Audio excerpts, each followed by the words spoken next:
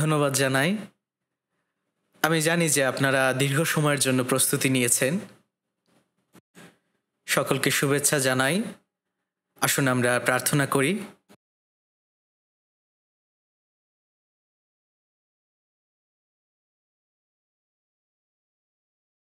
আমাদের স্বর্গীয় মঙ্গলময় পিতা, আমরা প্রত্যেকেই পাপের পথে ছিলাম এবং আমরা সেই ধ্বংসের দিকেই যাচ্ছিলাম। কিন্তু তুমি আমাদেরকে দয়া করেছিলে এবং আমাদেরকে বাঁচিয়েছিলে এবং আমাদেরকে তোমার পবিত্র সন্তান করেছ এবং এই পবিত্র সহভাগিতার মধ্যে তুমি আমাদেরকে রেখেছ যেন আমরা তোমার পরিচর্যা করতে পারি। সত্যি তোমাকে অনেক অনেক ধন্যবাদ জানাই তোমার আশীর্বাদের জন্য এবং সত্যিই তোমাকে ধন্যবাদ জানাই তোমার অনুগ্রহের জন্য। আমরা জানি যে তুমি আমাদের সঙ্গে রয়েছো যেন আমরা সুসমাচার প্রচার করতে পারি সমস্ত পৃথিবীতে। পিতা, সত্যিই তোমার কার্যের জন্য তোমাকে ধন্যবাদ জানাই। এবং এখন এ সময় সামার রিট্রিট চলছে। ধন্যবাদ জানাই যে তুমি আমাদের সঙ্গে রয়েছো। এই প্রথম এবং সামার রিট্রিটে অনেক অনেক হারানো আত্মা পরিত্রাণ পেয়েছে এবং এখনও আমাদের তৃতীয় রাউন্ড থেকে সপ্তম রাউন্ড পর্যন্ত সামার রিট্রিট রয়েছে।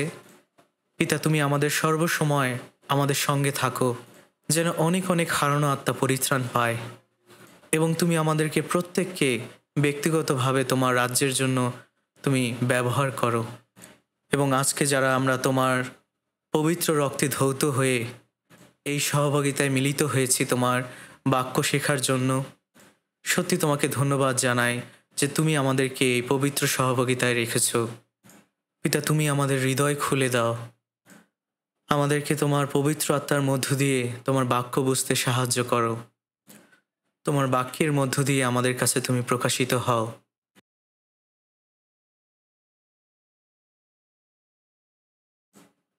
তুমি আমাদেরকে তোমার বাক্যের মধ্য দিয়ে শক্ত করে ধরে রাখো যেন আমরা আরও দৃঢ়ভাবে সুসমাচার প্রচার করতে পারি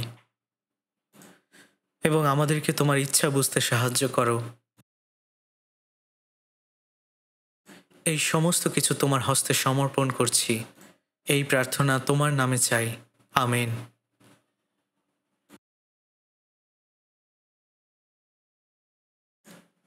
আসুন আমরা একসাথে বাইবেল খুলি। আমরা যোহন পুস্তকে যাই।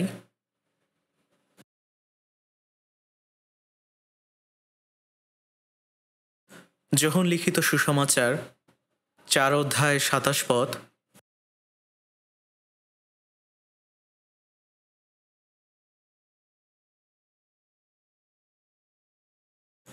27 থেকে 42 পদ আমি আপনাদের জন্য পড়ছি। এই সময় তাহার শিষ্যগণ আসিলেন এবং আশ্চর্য জ্ঞান করিলেন যে তিনি স্ত্রীলোকের সহিত কথা কইতেছেন। তথাপি কেহ বলিলেন না, আপনি কি চাহেন, কিংবা কি জন্য উহার সহিত কথা কইতেছেন। তখন সেই স্ত্রীলোকটি আপন কলসি ফেলিয়া রাখিয়া নগরে গেল, আর লোকদিগকে কহিল, আইসো, একজন মানুষকে দেখো, আমি যাহা কিছু করিয়াছি তিনি সকলেই আমাকে বলিয়া দিলেন। তিনিই কি সেই খ্রিস্ট নহেন?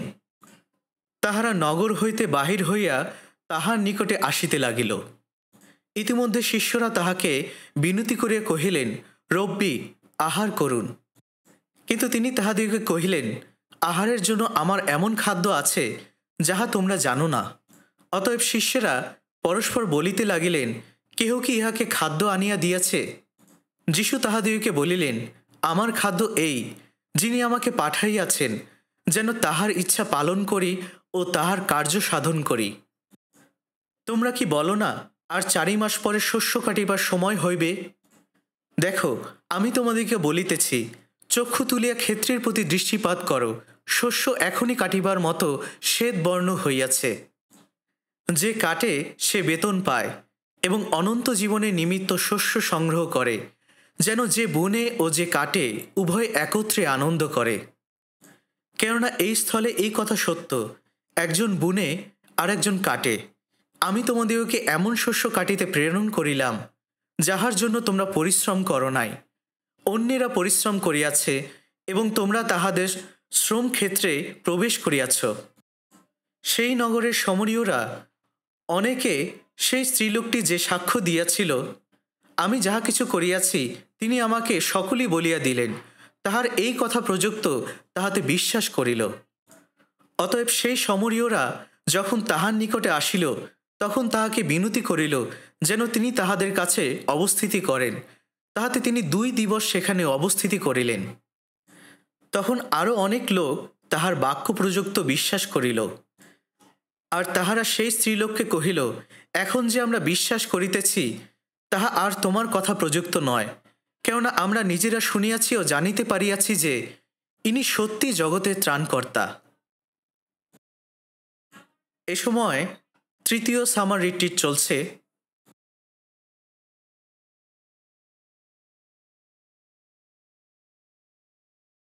এবং এই 3য় সামার রিট্রিটে 11,000-এর উপরে পার্টিসিপেন্ট অংশগ্রহণ করেছে।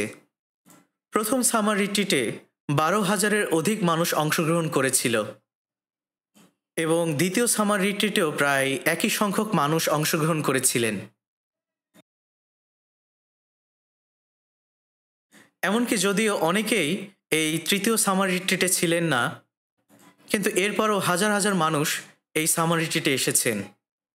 তাই সেখানে এ সময় সুসমাচারের সেশনটি চলছে, যেটা সম্ভবত 9টার সময় শুরু হয়েছিল এবং এখন হয়তোবা তা শেষ হয়ে গিয়েছে।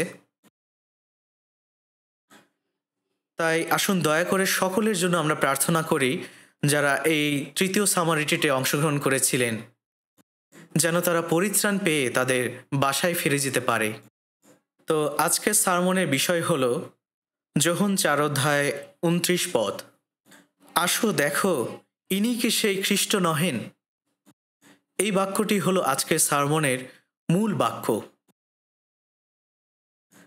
আপনারা সকলেই এই ঘটনাটি জানেন, একজন সমরীয় স্ত্রীলোকের ঘটনা, যার 6 জন স্বামী ছিল এবং যখন তিনি যিশুর সাথে সাক্ষাৎ করলেন, তিনি এটা বিশ্বাস করেছিলেন যে তিনি হলেন সেই খ্রিস্ট, যার কথা পুরাতন নিয়মে ভাববাণী করা হয়েছিল। এবং তিনি তখন তার শহরে চলে গেলেন এবং তিনি যিশুর বিষয়ে সাক্ষ্য দিলেন এবং তার সাক্ষ্যের জন্য অনেক অনেক হারানো আত্মা যিশুর কাছে ফিরে এসেছিল। এবং এই ঘটনাটি বাইবেলে লিপিবদ্ধ করা হয়েছে।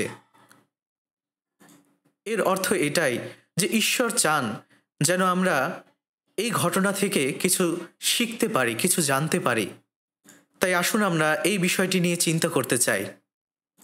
তাই আসুন প্রথমে এই প্রথম বাক্যটি নিয়ে চিন্তা করি। তো প্রথমে সেই সমরীয় স্ত্রীলোকটি যিশুর সাথে সাক্ষাৎ করেছিলেন এবং এটি ছিল তার জীবন পরিবর্তনের একটি মুহূর্ত। এবং ঠিক একইভাবে যখন আমরা আমাদের জীবনে যিশুর সাথে সাক্ষাৎ করি, তখন এটা আমাদের কাছে জীবন পরিবর্তনের একটি মুহূর্ত হয়ে যায়। আসুন আমরা এই জীবন পরিবর্তনের মুহূর্ত বিষয়ে চিন্তা করতে চাই, আরও বিস্তারিতভাবে এটি নিয়ে ভাবতে চাই। এবং যখন সেই সমরীয় নারী পরিবর্তিত হলো, তখন সে কি করেছিল? সে যিশুর বিষয়ে প্রচার করেছিল। তাই এটা হলো দ্বিতীয় বিষয় যেটা নিয়ে আমরা চিন্তা করতে চাই। এবং তার এই সাক্ষ্য অত্যন্ত শক্তিশালী এবং নিশ্চিত ছিল। তাই যেহেতু সে তাদের কাছে একটি শক্তিশালী বার্তা দিচ্ছিলেন, অনেক মানুষ তখন যিশুর কাছে এসেছিলেন তাকে বুঝতে। তাই তিনি মূলত অনেক মানুষকে উৎসাহ দিয়েছিলেন যেন অনেকেই যিশুর কাছে ফিরে আসে। তাই যারা যিশুকে তাদের জীবনে অনেক গভীরভাবে অনুভব করতে পেরেছেন, তাদের সাক্ষ্য এবং তাদের প্রমাণ অত্যন্ত শক্তিশালী, যেটা অন্য মানুষদের উপরে প্রভাব ফেলতে পারে। এবং চতুর্থ বিষয় হলো এটাই যে একজন মানুষের প্রভাব কতটা গুরুত্বপূর্ণ। এই স্ত্রীলোকের পরিত্রাণের কারণে তিনি তার শহরে গিয়ে প্রচার করেছিলেন এবং সমস্ত শহর সুসমাচার পেয়েছিল।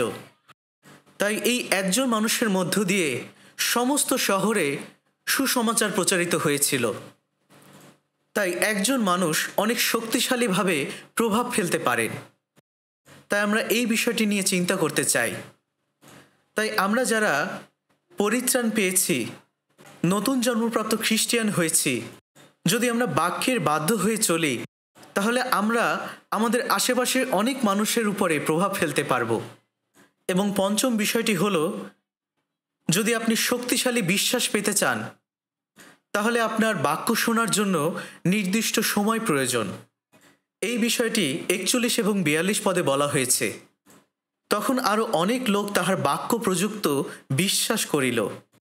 আর তাহারা সেই স্ত্রীলোককে কহিল, এখন যে আমরা বিশ্বাস করিতেছি তাহা আর তোমার কথা প্রযুক্ত নয়, কেননা আমরা নিজেরা শুনিয়াছি ও জানিতে পারিয়াছি যে ইনি সত্যি জগতের ত্রাণকর্তা।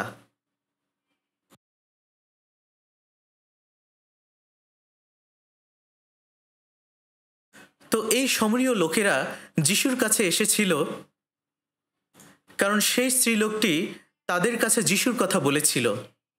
সে সমস্ত শহরে যিশুর কথা প্রচার করেছিল, আর এই কারণে যীশুখ্রিস্ট সেই শহরে 2 দিনের বেশি অবস্থিতি করেছিলেন। তিনি মূলত 3 দিন 2 রাত সেখানে ছিলেন। তাই এটা আসলে অনেকটা রিট্রিটের মতো, যেটা আমাদের হচ্ছে যে রিট্রিট। তাই এই দীর্ঘ সময় তাদের জন্য যিশুর বাক্য শোনার জন্য যথেষ্ট ছিল। এবং তারা এটা বলছিল যে এখন আমরা বিশ্বাস করছি তুমি যা বলেছিলে সেই জন্য নয়, কিন্তু এখন আমরা তার কাছ থেকে যা শুনেছি সেই বিষয়টি বিশ্বাস করেছি এবং আমরা জানতে পেরেছি যে তিনি হলেন জগতের ত্রাণকর্তা। তাই দৃঢ় বিশ্বাসের জন্য তাদের বাক্য শোনার জন্য একটি নির্দিষ্ট সময় প্রয়োজন, যেন তারা যথেষ্ট সময় ধরে বাক্য শুনতে পারে।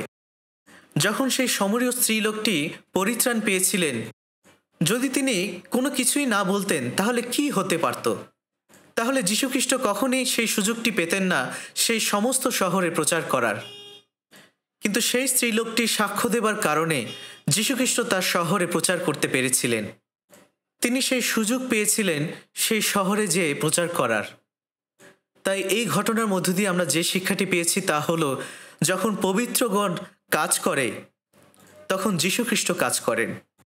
যদি সেই স্ত্রীলোকটি কথা না বলতেন, যদি প্রচার না করতেন, তাহলে যীশুখ্রিস্ট কখনোই সেই সুযোগ পেতেন না তাদের কাছে প্রচার করার।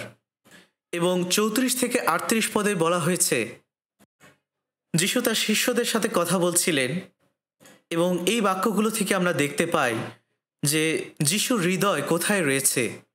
এখানে যীশুখ্রিস্ট কি বলেছিলেন আমরা এই বিষয়টি নিয়েও চিন্তা করতে চাই। তার হৃদয় কোথায় এবং তিনি কি চান, এবং আমরা যদি জানি এবং বুঝতে পারি তার হৃদয় এবং তার ইচ্ছা, তাহলে আমরা তার বাধ্য হতে পারব। তাই আজকে আমরা এই বিষয়গুলো নিয়েই চিন্তা করতে চাই। তাই আসুন প্রথমে আমরা যোহন 4 অধ্যায় 28 থেকে 29 পদ দেখতে চাই। 28 এবং 29। কিন্তু তার আগে আসুন আমরা প্রথমে 6 পদ এবং 7 পদ দেখব। আসুন আমরা একসাথে পড়তে চাই। 6 থেকে, আর সেই স্থানে যাকবের কূপ ছিল। তখন যিশু পথশ্রান্ত হওয়াতে অমনি সেই কূপের পাশে বসিলেন। বেলা তখন অনুমান 6 ঘটিকা। সমরিয়ার একজন স্ত্রীলোক জল তুলিতে আসিল। যিশু তাহাকে বলিলেন, আমাকে পান করিবার জল দাও। এবং এরপরে আমরা 28 পদ এবং 29 পদ দেখতে চাই। তখন সেই স্ত্রীলোকটি আপন কলসি ফেলিয়া রাখিয়া নগরে গেল, আর লোকদিগকে কহিল, আইসো, একজন মানুষকে দেখো, আমি যাহা কিছু করিয়াছি তিনি সকলেই আমাকে বলিয়া দিলেন। তিনিই কি সেই খ্রিস্ট নহেন? তাই এখানে কি আপনি দেখতে পাচ্ছেন যে সেই সমরীয় স্ত্রীলোকটির পরিবর্তন? তো যিশু সেই পথ দিয়ে যাচ্ছিলেন এবং তিনি তখন পথশ্রান্ত হয়েছিলেন এবং তিনি সমরিয়াতে যাকবের কূপের পাশে বসেছিলেন। এবং ঠিক সেই সময় একজন স্ত্রীলোক জল আনতে আসলো। কিন্তু 28 পদে দেখা যায় সেই স্ত্রীলোকটি তার পানির কলসি সেখানে ফেলে রেখে চলে যায়। 6 পদে আমরা দেখেছি যে সেই স্ত্রীলোকটি এসেছিল পানি নেবার জন্য, এবং 28 পদে সে তার পানির কলসি ফেলে রেখে সেখান থেকে চলে যায়। এটা আসলে কতটা আশ্চর্য একটি বিষয়। তিনি মূলত সেখানে গিয়েছিলেন সেই কুয়ো থেকে পানি নেবার জন্য, কিন্তু 28 পদে সে তার পানির কলসি সেখানে ফেলে রেখে চলে যায়। তার পানির কলসির প্রতি আর কোনো আগ্রহ ছিল না, কারণ এর থেকে আরও গুরুত্বপূর্ণ বিষয় তার জীবনে ঘটেছিল। ঠিক সেই সময়ের পূর্বে সেই কুয়ো থেকে পানি নেওয়াই তার জীবনের গুরুত্বপূর্ণ বিষয় ছিল। 6 পদে লেখা আছে, তখন অনুমেয় ষষ্ঠ ঘটিকা, অর্থাৎ তখন প্রায় দুপুর 12টা ছিল। তিনি সেই সময় সেখানে পানি আনতে গিয়েছিলেন। সাধারণভাবে এই সময় কোনো মানুষ সেখানে পানি আনতে যায় না, কারণ দুপুরবেলা সেখানে প্রচণ্ড গরম থাকে। সেই স্ত্রীলোকটি ঠিক সেই সময় সেখানে জল আনতে গিয়েছিলেন, এবং এই বিষয়টি থেকে আমরা এটা অনুমান করতে পারি, কারণ যেহেতু সে তার 6 জন স্বামী ছিল, সেই স্ত্রীলোকটি হয়তোবা অনেক জনসম্মুখের সামনে আসতে চাইতো না, কারণ এই বিষয়টির জন্য তিনি লজ্জিত ছিলেন। কিন্তু যেভাবেই হোক সেই স্ত্রীলোকটি সেই সময় সেই কূপের কাছে জল আনতে গিয়েছিলেন, যেটা ছিল দিনের সবথেকে উষ্ণতম সময়। তার মানে সেই সময় তার জন্য সেখান থেকে জল আনাটা অনেক গুরুত্বপূর্ণ বিষয় ছিল। কিন্তু যদিও এটি তার জন্য গুরুত্বপূর্ণ ছিল, কিন্তু এখন সে তার জলের কলসিটি ফেলে দিয়েছে এবং তার শহরে চলে গিয়েছে যিশুর কথা প্রচার করার জন্য, তার সাক্ষ্য দেবার জন্য। আপনি জানেন, যখন সে তার জলের কলসি ফেলে দিয়েছিল, এটা হলো তার পরিবর্তনের একটি উদাহরণ। তাহলে কিসের জন্য তার মধ্যে এই পরিবর্তন ঘটেছিল? সে মসিহের সাথে সাক্ষাৎ করেছিল এবং সে এটাই বুঝতে পেরেছিল যে যিশুই হলেন খ্রিস্ট। আর যখন তিনি এটা বিশ্বাস করলেন যে যিশুই হলেন সেই খ্রিস্ট, তখন সেই বিষয়টি তাকে পরিবর্তিত করল। তার সাথে যিশুর সাক্ষাৎ হয়েছিল জাকবের কূপের সামনে, এবং তার সাথে যিশু খ্রিস্টের কিছু কথোপকথন হয়েছিল, এবং সেই কথোপকথনের মধ্য দিয়ে সে যিশুকে আরও গভীরভাবে বুঝতে পেরেছিল, এবং শেষ পর্যন্ত সে জানতে পারল যে যিশুই হলেন সেই মসিহ, সেই খ্রিস্ট যার কথা পুরাতন নিয়মে বলা হয়েছিল, ভবিষ্যৎবাণী করা হয়েছিল। এবং এই বিষয়টি জানার মধ্য দিয়ে সে তখন বিশ্বাস করল। যদি আপনি 4 অধ্যায়টি পড়েন, তাহলে আপনি বুঝতে পারবেন যে সে যিশুকে আরও গভীরভাবে জানতে পারছিল। প্রথম দিকে সে যিশুকে এই কথা বলেছিল যে আপনি একজন যিহুদি হয়ে কিভাবে একজন সমরীয় নারীর কাছে পানি চাইছেন। সে স্ত্রীলোকটি যিশুর প্রতি তখন কিছুটা রুক্ষ ছিলেন, কারণ তিনি তখন যিশুকে একজন যিহুদি ব্যক্তি হিসেবে দেখেছিলেন, যে কিনা একজন সমরীয়ের শত্রু। কিন্তু এরপরেই কিছু কথোপকথনের পরে তিনি এই কথা বলছিলেন যে আপনি জাকবের থেকেও অনেক মহান, এবং পরবর্তীতে তিনি এটা বললেন যে আমাকে সেই জীবন্ত জল দিন, যেন আমাকে এখানে না আসতে হয়। তাই এখানে আমরা যদি দেখি যে তিনি এখানে কি বলছিলেন, যখন তিনি জানতে পারলেন যে যিশু সেই জীবন্ত জল দিতে পারেন, সেই অনন্ত জীবনের জল, এবং এরপরেই তিনি এই কথা বলেছিলেন যে আপনি সেই মসিহ, আপনি সেই খ্রিস্ট। কারণ তখন যীশুখ্রিস্ট সেই স্ত্রীলোকটি সম্পর্কে বলেছিলেন যে তিনি আসলে কি করেছিলেন, এবং সেই স্ত্রীলোকটি বুঝতে পেরেছিল যে যীশুখ্রিস্ট সমস্ত কিছু, তার অতীতের সমস্ত কিছু জানেন। এবং সেই স্ত্রীলোকটি এই কথা বলছিল যে আমি জানি যে আপনি সেই মসিহ, আপনি সেই খ্রিস্ট। তাই 25 এবং 26 পদে আসুন আমরা একসাথে পড়ি। স্ত্রীলোকটি তাহাকে বলিল, আমি জানি মসিহ আসিতেছেন, যাহাকে খ্রিস্ট বলে। তিনি যখন আসিবেন, তখন আমাদিওকে সকলই জ্ঞাত করিবেন। যিশু তাহাকে বলিলেন, তোমার সহিত কথা কহিতেছি যে আমিই তিনি।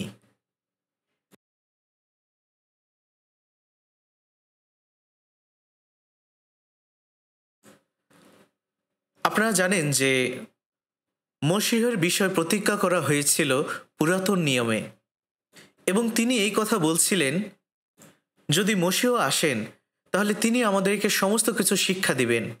যে প্রকৃত আরাধনা কি। এবং তখন যিশু এই কথা বললেন যে আমি যে তোমার সাথে কথা বলছি আমিই তিনি।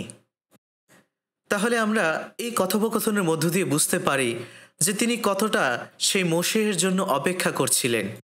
এবং যিশু তাকে তখন এই বিষয়ে শিক্ষা দিলেন যে আমিই তিনি, শুধুমাত্র কথার মধ্য দিয়ে নয়, কিন্তু তার হৃদয় খুলে দিয়ে।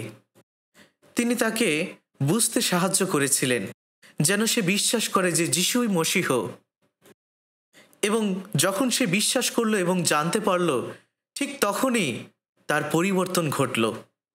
সেই পরিবর্তন ঘটার আগ মুহূর্ত পর্যন্ত জল তোলার বিষয়টি তার কাছে গুরুত্বপূর্ণ বিষয় ছিল, কিন্তু এখন তার কাছে সবথেকে গুরুত্বপূর্ণ বিষয় রয়েছে। এখন সে যিশুর বিষয়ে সাক্ষ্য দিতে চাচ্ছে। ঠিক আমাদের সময়ও এই বিষয়টি সবথেকে গুরুত্বপূর্ণ। যখন একজন মানুষ তার জীবনে যিশু সাক্ষাৎ করে, যখন একজন মানুষ যিশুকে বুঝতে পারে যে তিনি হলেন সেই খ্রিস্ট যিনি তাকে পরিত্রাণ করেছেন, এর অর্থ হলো তার নতুন জন্ম হয়েছে এবং সেই ব্যক্তিটি অনন্ত জীবন লাভ করেছে এবং এরপরই তার জীবনে পরিবর্তন ঘটবে। এই পরিবর্তন ঘটাটা অবশ্যই প্রয়োজনীয়। ঠিক যেমনটা সেই সমরীয় নারীর ক্ষেত্রে ঘটেছিল। তার জীবনে কি পরিবর্তন ঘটেছিল? যখন খ্রিস্টিয়ানরা পরিত্রাণ পায়, এর অর্থ তাদের নতুন জন্ম হয়েছে, এর অর্থ তারা নতুন সৃষ্টি। আসুন আমরা 2 করিন্থীয় 5 অধ্যায় দেখতে চাই। 2 করিন্থীয় 5 অধ্যায়। 2 করিন্থীয় 5 অধ্যায় 16 এবং 17 পদ। আসুন আমরা একসাথে পড়ি। অতএব এখন অবধি আমরা আর কাহাকেও মাংস অনুসারে জানি না, যদিও খ্রিস্টকে মাংস অনুসারে জানিয়া থাকি, তথাপি এখন আর জানি না। ফলত কেহ যদি খ্রিস্টে থাকে তবে নতুন সৃষ্টি হইল, পুরাতন বিষয়গুলি নতুন হইয়াছে, দেখো সেইগুলি নতুন হইয়া উঠিয়াছে। এখানে প্রেরিত পৌল বলেছেন, আমরা খ্রিস্টকে জানি আমাদের মাংস দ্বারা। এর অর্থ কি? আমরা খ্রিস্টকে জানতাম আমাদের মাংস দ্বারা। তারা কিভাবে খ্রিস্টকে জানত? তিনি ছিলেন একজন গরিব কাঠমিস্ত্রির ছেলে এবং 30 বছর পর্যন্ত তিনি নীরবে নিভৃতে কাঠমিস্ত্রির ছেলে হয়ে জীবনযাপন করেছিলেন এবং পরবর্তী 3.5 বছর তিনি জিহুদাতে কাটিয়েছিলেন। সেখানে তিনি প্রচার করেছিলেন এবং শেষে তাকে ক্রুশে বিদ্ধ করে মৃত্যুবরণ করতে হয়েছিল। যদি আপনি খ্রিস্টকে শুধুমাত্র এভাবেই জেনে থাকেন, তাহলে আপনি মাংসে খ্রিস্টকে জেনেছিলেন। তাই এখানে প্রেরিত পৌল বলছেন যে আমরা খ্রিস্টকে জানতাম আমাদের মাংস অনুসারে। আমাদের ক্ষেত্রেও তাই। আমরা পরিত্রাণ পাবার পূর্বে আমরা খ্রিস্টকে আমাদের মাংস অনুসারে জানতাম। হয়তোবা আপনি এটা ভাবতেন যে খ্রিস্ট হলেন খ্রিস্টানদের মধ্যে সবথেকে পবিত্র ব্যক্তি, যিনি খ্রিস্ট ধর্ম প্রচার করেছিলেন। হয়তোবা আপনি তাকে এই জগতের সবথেকে মহান পবিত্র ব্যক্তি হিসেবে জানতেন। কিন্তু এখন যখন আপনি বাইবেল জেনেছেন, আপনি বুঝতে পেরেছেন যে এটা সত্য নয়। অন্য যত পবিত্র ব্যক্তি ছিল এই পৃথিবীতে, তারা প্রত্যেকেই এখন কবরে, কিন্তু যীশু খ্রিস্টের কোনো কবর নেই। তার কবরটি এখন শূন্য। সেই কবরের মধ্যে কোনো মৃতদেহ পড়ে নেই। আপনি যত বাইবেল থেকে শিক্ষা নেবেন, তত আপনি এই বিষয়টি বুঝতে পারবেন যে ঈশ্বর কতটা মহান। খ্রিস্ট এই পৃথিবীতে এসেছিলেন ঈশ্বরের পুত্র হয়ে। তিনি এই পৃথিবীতে এসেছিলেন আমাদের ত্রাণকর্তা হয়ে এবং তিনি রাজাদের রাজা, আমাদের রাজা হলেন।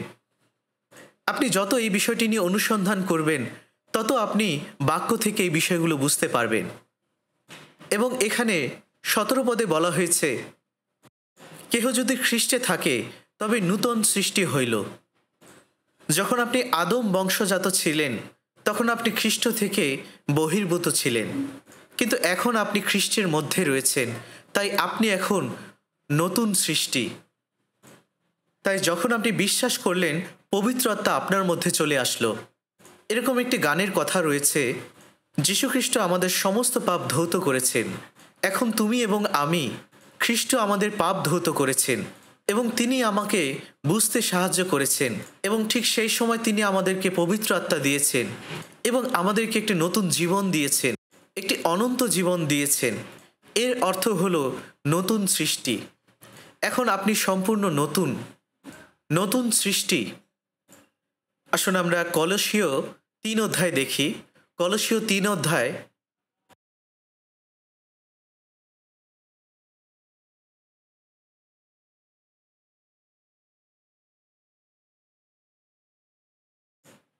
9 থেকে 10 পদ। আসুন আমরা একসাথে পড়ি। একজন অন্যজনের কাছে মিথ্যা কথা কহিও না, কেননা তোমরা পুরাতন মনুষ্যকে তাহার ক্রিয়াশুদ্ধ বস্ত্রবৎ ত্যাগ করিয়াছ এবং সেই নূতন মনুষ্যকে পরিধান করিয়াছ, যে আপন সৃষ্টিকর্তার প্রতিমূর্তি অনুসারে তত্ত্বজ্ঞানের নিমিত্ত নূতনীকৃত হইতেছে।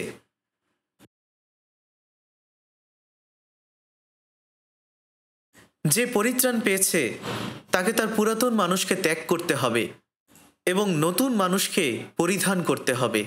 এখানে বলা হয়েছে সেই নূতন মনুষ্যকে পরিধান করিয়াছ, পরিধানের কথা বলা হয়েছে। কিন্তু যদি আপনি ইফিসীয় 4 অধ্যায় 22 পদ দেখেন, সেখানে বলা হয়েছে যেন আমরা আমাদের পুরাতন মনুষ্যকে ত্যাগ করি, কারণ আমাদের মধ্যকার এই পুরাতন মানুষ নষ্ট হয়ে যায় আমাদের মধ্যকার কামনা বাসনার জন্য। তাই যেন আমরা আমাদের প্রাণ এবং আত্মায় নতুনীকৃত হই, এবং সেই নতুন মানুষকে পরিধান করার অর্থ হলো যেটা সত্যের ধার্মিকতায় এবং সাধুতায় ঈশ্বরের সাদৃশ্যে সৃষ্টি হয়। এবং এখানে এই কথা বলা হয়েছে যেন আমরা পুরাতন মানুষকে ত্যাগ করি এবং নতুন মানুষকে পরিধান করি। কিন্তু এখানে কলসীয় 3 অধ্যায় 9 পদে বলা হয়েছে পুরাতন মানুষকে ত্যাগ করেছ এবং নতুন মানুষকে পরিধান করেছ, অর্থাৎ প্রেজেন্ট পারফেক্ট টেন্স। তার মানে অলরেডি তাদের মধ্যে সেই পরিবর্তন এসেছে। তাই যখন আপনি পরিত্রাণ পান তখন সাথে সাথে আপনার অবস্থান পরিবর্তিত হয়ে যায়। আপনি তখন থেকেই ঈশ্বরের সন্তান হয়ে যান। আপনার এখানে অবস্থানের পরিবর্তন হলো এটাই যে আপনি ঈশ্বরের সন্তান হয়েছেন। কিন্তু আবার ইফিসীয় 4 অধ্যায় 23 পদে বলা হয়েছে যেন আমরা নতুন মানুষকে পরিধান করি। এটাও সত্য। তো যাই হোক, এই বিষয়টি আমরা এখানে দেখতে পেয়েছি যে আপনি এখন নতুন সৃষ্টি হয়েছেন। এখানে এই বাক্যে বলা হয়েছে আপন সৃষ্টিকর্তার প্রতিমূর্তি অনুসারে। ঈশ্বর আপনাকে সৃষ্টি করেছেন ঈশ্বরের প্রতিমূর্তি অনুসারে এবং তিনি তার জীবন আপনাকে দিয়েছেন।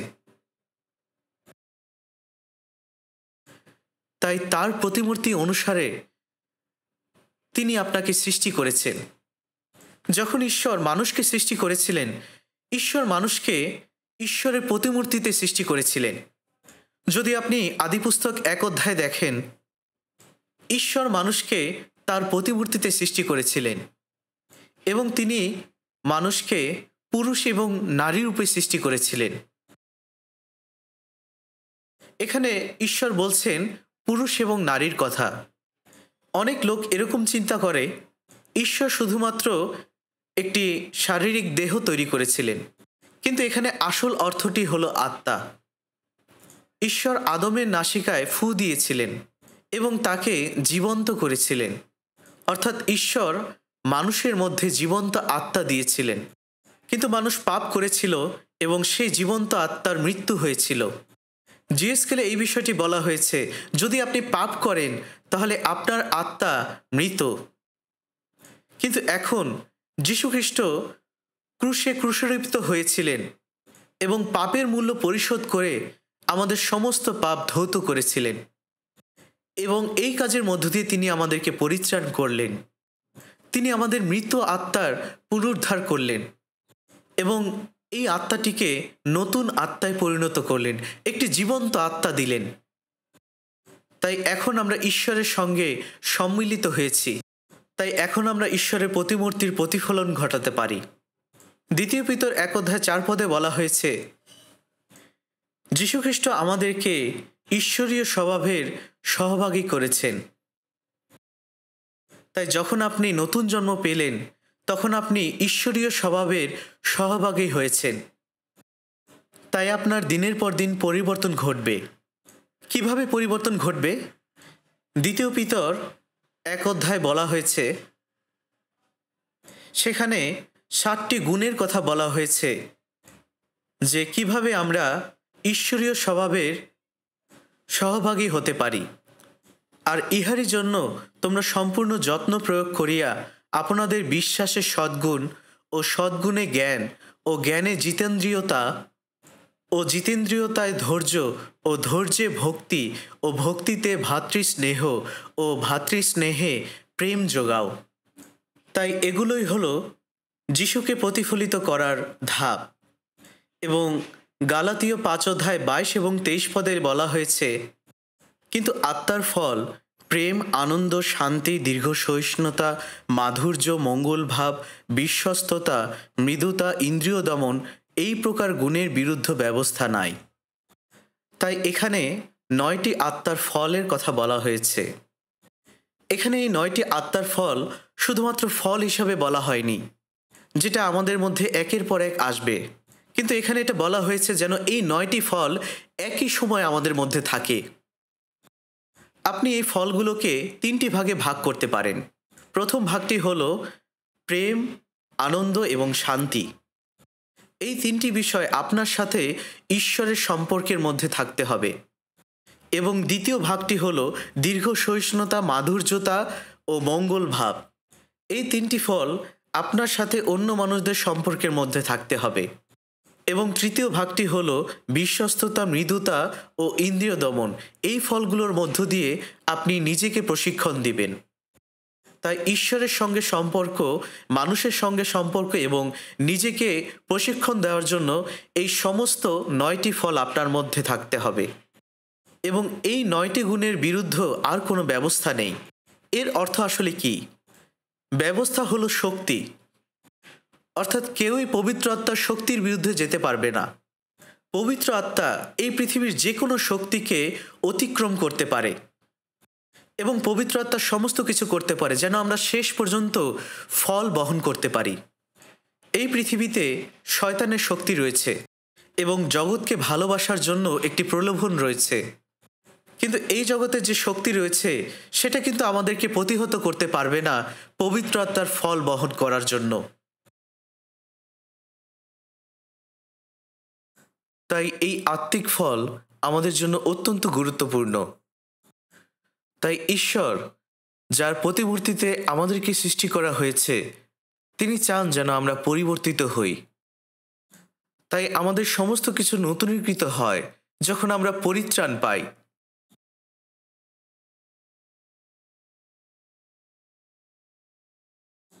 প্রথম পিতর 3:21 বলা হয়েছে, আর এখন উহার প্রতিরূপ বাপ্তিস্ম, অর্থাৎ মাংসের মালিন্য ত্যাগ নয়, কিন্তু ঈশ্বরের নিকটে সদ্বিবেকের নিবেদন, তাহাই যীশুখ্রিস্টের পুনরুত্থান দ্বারা তোমাদিগকে পরিত্রাণ করে।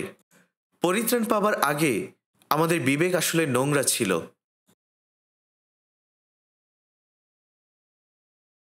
আপনারা জানেন যে কারণে আমাদেরকে বিবেক দেওয়া হয়েছে যেন আমরা ঈশ্বরের অনুসন্ধান করি এবং ঈশ্বরের কাছে আসি। এবং যেটা জিএসকেলে বলা হয়েছে, ঈশ্বর আমাদেরকে একটি নতুন হৃদয় দিয়েছেন। ঈশ্বর আমাদের অবাধ্যতার হৃদয়কে সরিয়ে একটি নমনীয়, নম্র হৃদয় দিয়েছেন। সেই হৃদয় পাওয়ার পূর্বে আমরা অত্যন্ত অবাধ্য এবং একগুঁয়ে ছিলাম, কিন্তু এখন আমাদেরকে একটি নমনীয় হৃদয় দেওয়া হয়েছে যেন আমরা ঈশ্বরের বাধ্য হতে পারি। যদিও আমাদের শক্তি এবং যোগ্যতার অভাব রয়েছে, কিন্তু আমাদের একটি হৃদয় রয়েছে, যে হৃদয়টি ঈশ্বর আমাদেরকে দিয়েছেন। এবং 2 করিন্থীয় 3:17 বলা হয়েছে, আর প্রভুই সেই আত্মা, এবং যেখানে প্রভুর আত্মা সেখানেই স্বাধীনতা। তাই যখন পবিত্র আত্মা আমাদের মধ্যে আসে তখন আমরা বিচার থেকে, পাপ থেকে এবং নরক থেকে স্বাধীন হয়ে যাই। এবং একই সময়ে কোথায় আসলে পবিত্র আত্মা কাজ করে? পবিত্র আত্মা মণ্ডলীর মধ্য দিয়ে কাজ করে। যখন আমরা মণ্ডলীর সাথে সংযুক্ত হই, তখন আমরা আমাদের পুরাতন পাপের স্বভাব থেকে মুক্ত হতে পারি। আর এভাবেই আমরা আমাদের পুরাতন মনুষ্যকে ত্যাগ করতে পারি। এবং আপনি যখন পরিত্রাণ পান, তখন আপনাকে নতুন জ্ঞান দেওয়া হয়।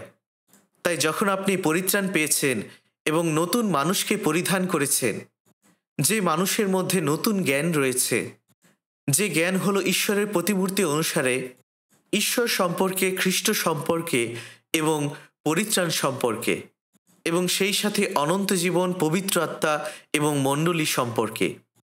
এবং ধীরে ধীরে আপনি জানতে পারলেন যে এখনো অনেক অনেক মানুষ পরিত্রাণ পায়নি। অনেকে এটা মনে করে যে চার্চ হলো ধার্মিকদের একত্রিত হওয়ার জায়গা। অনেকে এটা বুঝতে পারে না যে চার্চ আসলে কি করছে। আমি একদিন এই চার্চ বিল্ডিংয়ে বসেছিলাম, ঠিক তখন একজন মদ্যপায়ী ব্যক্তি এই চার্চ রুমে ঢুকলো। সে এতটাই মদ্যপায়ী ছিল যে সেই কথা বলছিল যে তোমরা কেন এত বড় চার্চ তৈরি করেছো, এটা একেবারেই অর্থহীন। কেন তোমরা এত বড় জায়গা নিয়ে রেখেছো? অর্থাৎ তার দৃষ্টিভঙ্গিতে এই চার্চটি হলো একটি ধর্মীয় জায়গা। সে আসলে অতটা মদ্যপায়ী ছিল না, কিন্তু সে তার হৃদয়ের কথা বলার জন্যই এই চার্চ রুমে ঢুকেছিল। সেই কথা বলছিল যে কেন তোমরা এত বড় জায়গা নিয়ে রেখেছো, এর কোনো অর্থই নেই। এই পৃথিবীতে এর থেকে অনেক গুরুত্বপূর্ণ বিষয় রয়েছে। এটাই আসলে তার মনের ভাবনা ছিল। যখন আপনি পরিত্রাণ পেয়েছেন, তখন আপনি এটা জানতে পারলেন যে ঈশ্বর এই সুসমাচারটি মণ্ডলীকে দিয়েছেন, যেন এই মণ্ডলীর মধ্য দিয়ে ঈশ্বর সুসমাচার প্রচার করতে পারেন, যেন এই জগৎকে বাঁচাতে পারেন। তাই আমরা জানি যে মণ্ডলী অথবা চার্চ আসলে কি করছে। তাই এখন আমাদের নতুন জ্ঞান রয়েছে। বাক্যে বলা হয়েছে যেন আমরা পুরাতন মানুষকে ত্যাগ করি এবং নতুন মানুষকে পরিধান করি। পরিত্রাণ পাওয়ার পূর্বে আমাদের সমস্ত জীবনযাপন এই জাগতিক বিষয়বস্তুকে ঘিরে ছিল, কিন্তু এখন আমাদের জীবনের উদ্দেশ্য পরিবর্তিত হয়েছে। এখন আমাদের জীবনের বিষয়বস্তু হলো আত্মিক বিষয়, যেটা অনন্তকাল। কারণ এখন আমরা জানি কোনটা অনন্তকালের জন্য গুরুত্বপূর্ণ। তাই আমাদের প্রত্যাশা হলো অনন্ত রাজ্যের প্রতি। এই কারণে আমাদের জীবন পরিবর্তিত হয়েছে, আমাদের জীবনের উদ্দেশ্য পরিবর্তন ঘটেছে এবং সেই সাথে আমাদের জীবনযাপনেরও পরিবর্তন ঘটেছে। তাই যারা পরিত্রাণ পেয়েছে তারা নিশ্চিত যে ঈশ্বর আছেন, স্বর্গ এবং নরক আছে এবং অনন্ত জীবন আছে, এবং আমরা অনন্তকালীন সম্পদের অধিকারী হলাম। এখন আমরা আমাদের জীবনে আমাদের প্রত্যাশা অনন্তকালীন বিষয়বস্তুর উপরে রেখেছি। আমরা জানি যে আত্মার মূল্য কতটুকু, আমরা জানি যে অন্য আত্মাগুলোকে বাঁচানো কতটা মূল্যবান। তাই এখন আমরা আমাদের প্রার্থনা শুরু করেছি এবং পবিত্র আত্মার আরও কাছাকাছি হচ্ছি। আপনি অবশ্যই পরিবর্তিত হবেন, কারণ আপনি এখন নতুন মানুষকে পরিধান করেছেন। তাই বাইবেলে যারা খ্রিস্টকে বিশ্বাস করেছে তাদের একটি মহৎ অভিজ্ঞতা হয়েছে তাদের জীবন পরিবর্তনের। আপনি কি প্রভুকে বিশ্বাস করেন? আপনি কি খ্রিস্টের জীবনকে গ্রহণ করেছেন এবং এখন আপনার মধ্যে কোনো পরিবর্তন ঘটেনি? যদি আপনার মধ্যে পরিবর্তন না ঘটে তাহলে এটা মিথ্যা, তাহলে এটি একেবারেই সত্য নয়। বাইবেল আমাদেরকে বলছে যারা খ্রিস্টকে জানে, যারা খ্রিস্টের সাথে সাক্ষাৎ করেছে, যারা খ্রিস্টের মধ্য দিয়ে নতুন জন্ম পেয়েছে, তাদের বিরাট একটি শারীরিক পরিবর্তনের অভিজ্ঞতা হয়েছে। ধরা যাক আপনি একটি সেলুনে গিয়েছেন এবং সেখানে আপনি নাপিতের সাথে দেখা করলেন এবং সেখানে আপনাকে অনেক সুন্দর একটি চুলের কাট দেওয়া হলো। তাই এখন আপনি অনেক দামি একটি জামা পরেছেন। এরপরে যখন আপনাকে কেউ দেখবে, হয়তোবা তারা এটা বলবে যে ওহ, তোমাকে অনেক সুন্দর লাগছে, তোমাকে খুব সুন্দর দেখাচ্ছে। তারা আপনাকে এই কথা বলছে, কিন্তু মূলত আসলে আপনার কাপড়ের পরিবর্তন ঘটেছে, আপনার চেহারার নয়। কিন্তু খ্রিস্টকে গ্রহণ করে যে পরিবর্তিত হয়, সেই পরিবর্তনগুলো ঘটে ভিতরের মধ্যে। আর যেহেতু তাদের ভিতরের পরিবর্তন ঘটেছে, তাই তাদের ব্যবহারেরও পরিবর্তন ঘটে। আপনি জানেন যখন আপনার পরিবর্তন ঘটে, যে পরিবর্তনটি আপনার ভিতরের, আপনার বাহিরেও সেই পরিবর্তনটি আসে। যিশু বলেছিলেন, তোমরা তোমাদের ভিতরটা পরিষ্কার করো, তাহলে তোমাদের বাহিরটাও পরিষ্কার হয়ে যাবে। এবং এই মহৎ পরিবর্তনের জন্য আপনি নতুন সৃষ্টি হয়েছেন, আপনি একজন নতুন মানুষ হয়েছেন, যেটা বাইবেল বলছে। বাইবেলে এই কথাই বলা হয়েছে যে যদি এটাই সত্য হয় যে একজন মানুষ পরিত্রাণ পেয়েছে, তাহলে সেই মানুষটির পরিবর্তন তার আশেপাশের অনেক মানুষকে প্রভাবিত করবে। তাই যদি আপনি পরিত্রাণ পেয়ে থাকেন, তাহলে আপনার জীবনের উদ্দেশ্য পরিবর্তিত হয়েছে।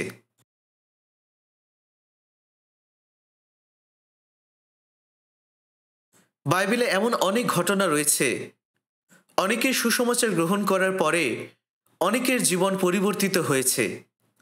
আসুন আমরা সেই উদাহরণগুলো নিয়ে চিন্তা করি, এবং আসুন আমরা এটা চিন্তা করি যে এই বিষয়গুলির মধ্যে আমাদের সাথে কি মিল রয়েছে এবং আমাদের সাথে কি অমিল রয়েছে। আমি চাই যে আপনারা এই বিষয় থেকে শিক্ষা গ্রহণ করেন।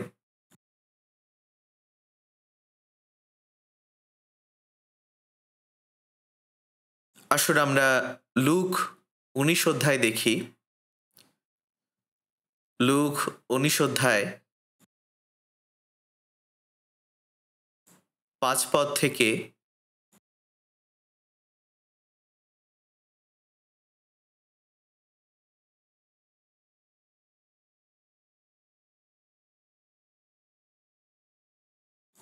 আমি আপনাদের জন্য পড়ছি।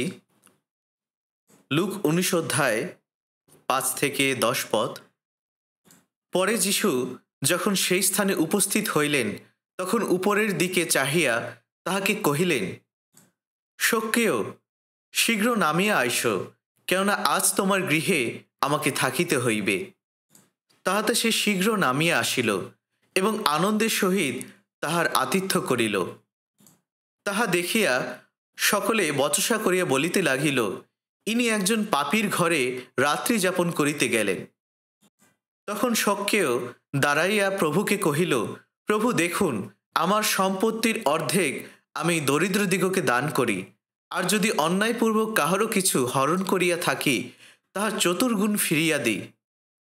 তখন যিশু তাহাকে কহিলেন, আজ এই গৃহে পরিত্রাণ উপস্থিত হইল, যেহেতু এই ব্যক্তিও অব্রাহামের সন্তান। কারণ যাহা হারাইয়া গিয়াছিল তাহার অন্বেষণ ও পরিত্রাণ করিতে মনুষ্যপুত্র আসিয়াছেন।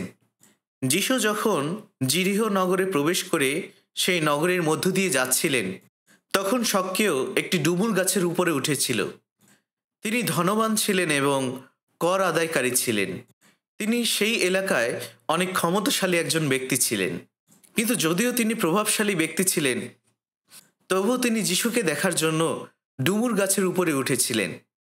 আর যখন লোকেরা এই কথা বলছিল, তখন তারা আশ্চর্য হচ্ছিল যে সক্কেও এটা কি করছে।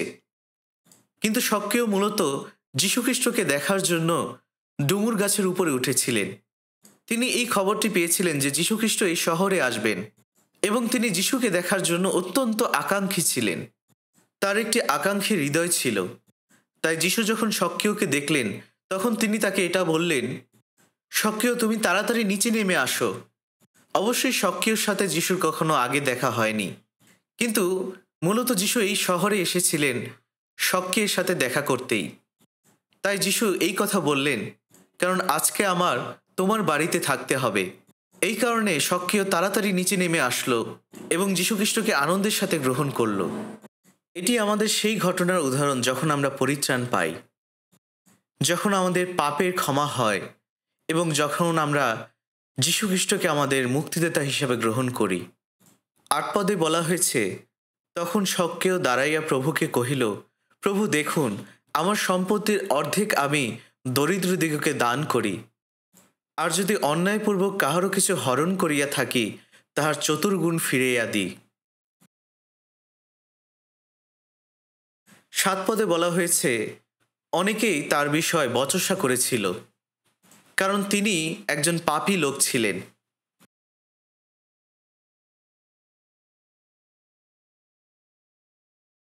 কিন্তু সেই রাতে তিনি যীশুখ্রিস্টকে মসিহ হিসেবে গ্রহণ করেছিলেন।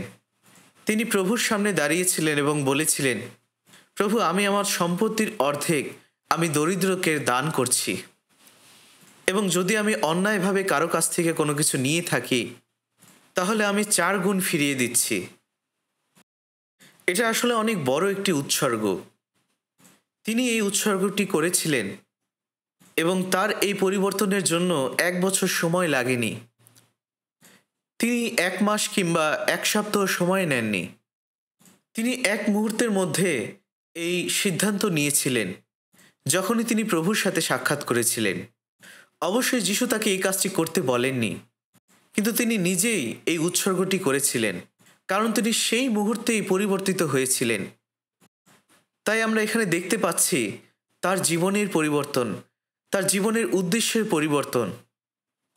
প্রভুর সাথে তার সাক্ষাৎ করার পূর্বে তার জীবনের কেন্দ্রবিন্দু ছিল সমস্ত জাগতিক বিষয়বস্তু, কিন্তু এখন যখন তার সাথে প্রভুর সাক্ষাৎ হলো, প্রভুই হলেন তার জীবনের সবথেকে গুরুত্বপূর্ণ বিষয়। কারণ তিনি এখন এটা জানলেন যে যিশু তাকে বাঁচাতে এসেছেন। আর যিশু এই কথা বললেন তাকে যে আজকে এই গৃহে পরিত্রাণ এসেছে। অবশ্যই আমরা তাকে দেখতে পাবো যখন আমরা স্বর্গে যাব।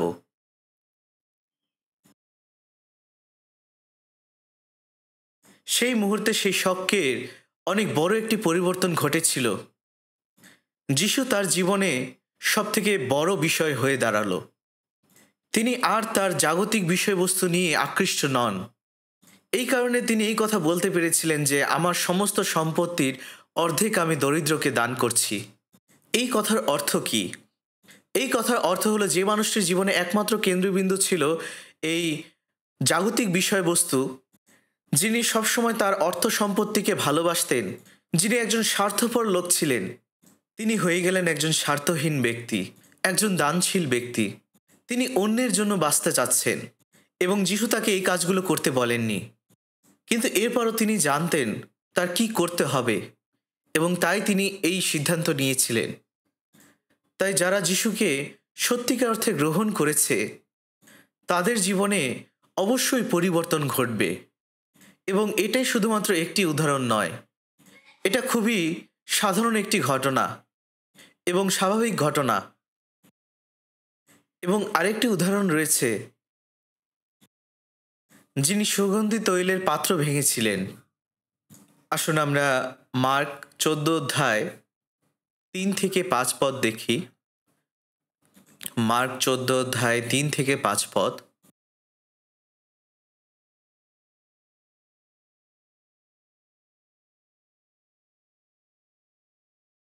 মার্ক 14 অধ্যায় 3 থেকে 5 পদ। যিশু যখন বৈথিনীয়তে কুষ্ঠরোগী সিমোনের বাটিতে ছিলেন, তখন তিনি ভোজনে বসিলে একজন স্ত্রীলোক শ্বেত পাথরের পাত্রে বহুমূল্য আসল জটামাংসের তৈল লইয়া আসিল। সে পাত্রটি ভাঙিয়া তাহার মস্তকে তৈল ঢালিল। কিন্তু উপস্থিত কোনো কোনো ব্যক্তি বিরক্ত হইয়া পরস্পর কহিল, তৈলের এরূপ অপব্যয় হইল কেন? এই তৈল তো বিক্রয় করিলে 300 সিকিরও অধিক পাওয়া যাইত এবং তাহা দরিদ্রদিগকে দিতে পারা যাইত। আর তাহারা সেই স্ত্রীলোকটির প্রতি বিরক্ত প্রকাশ করিল। এখানে একজন স্ত্রীলোকের কথা বলা হয়েছে। তিনি একটি বহুমূল্য খাঁটি জটামাংসের তেল নিয়ে এসেছিলেন। হয়তোবা তিনি এই তৈলটি অনেক দাম দিয়ে কিনেছিলেন এবং সেই পাত্রটি তিনি ভেঙে ফেললেন এবং সেই সমস্ত তেল তিনি যিশুর মাথার উপরে ঢেলে দিলেন। হয়তোবা এই তেলের দাম তার জীবনের সমস্ত অর্থ সম্পদের সমান ছিল।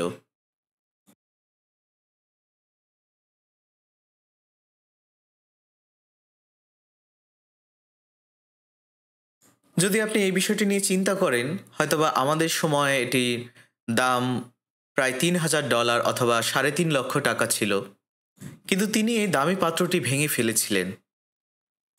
তিনি তার ভালোবাসা যিশুর কাছে প্রকাশ করেছিলেন এবং ঠিক সেই সময় সেখানে একটি ভোজন সভা হচ্ছিল। তাই সেই স্ত্রীলোকটি চেয়েছিলেন যিশুকে উচ্চে উঠাতে।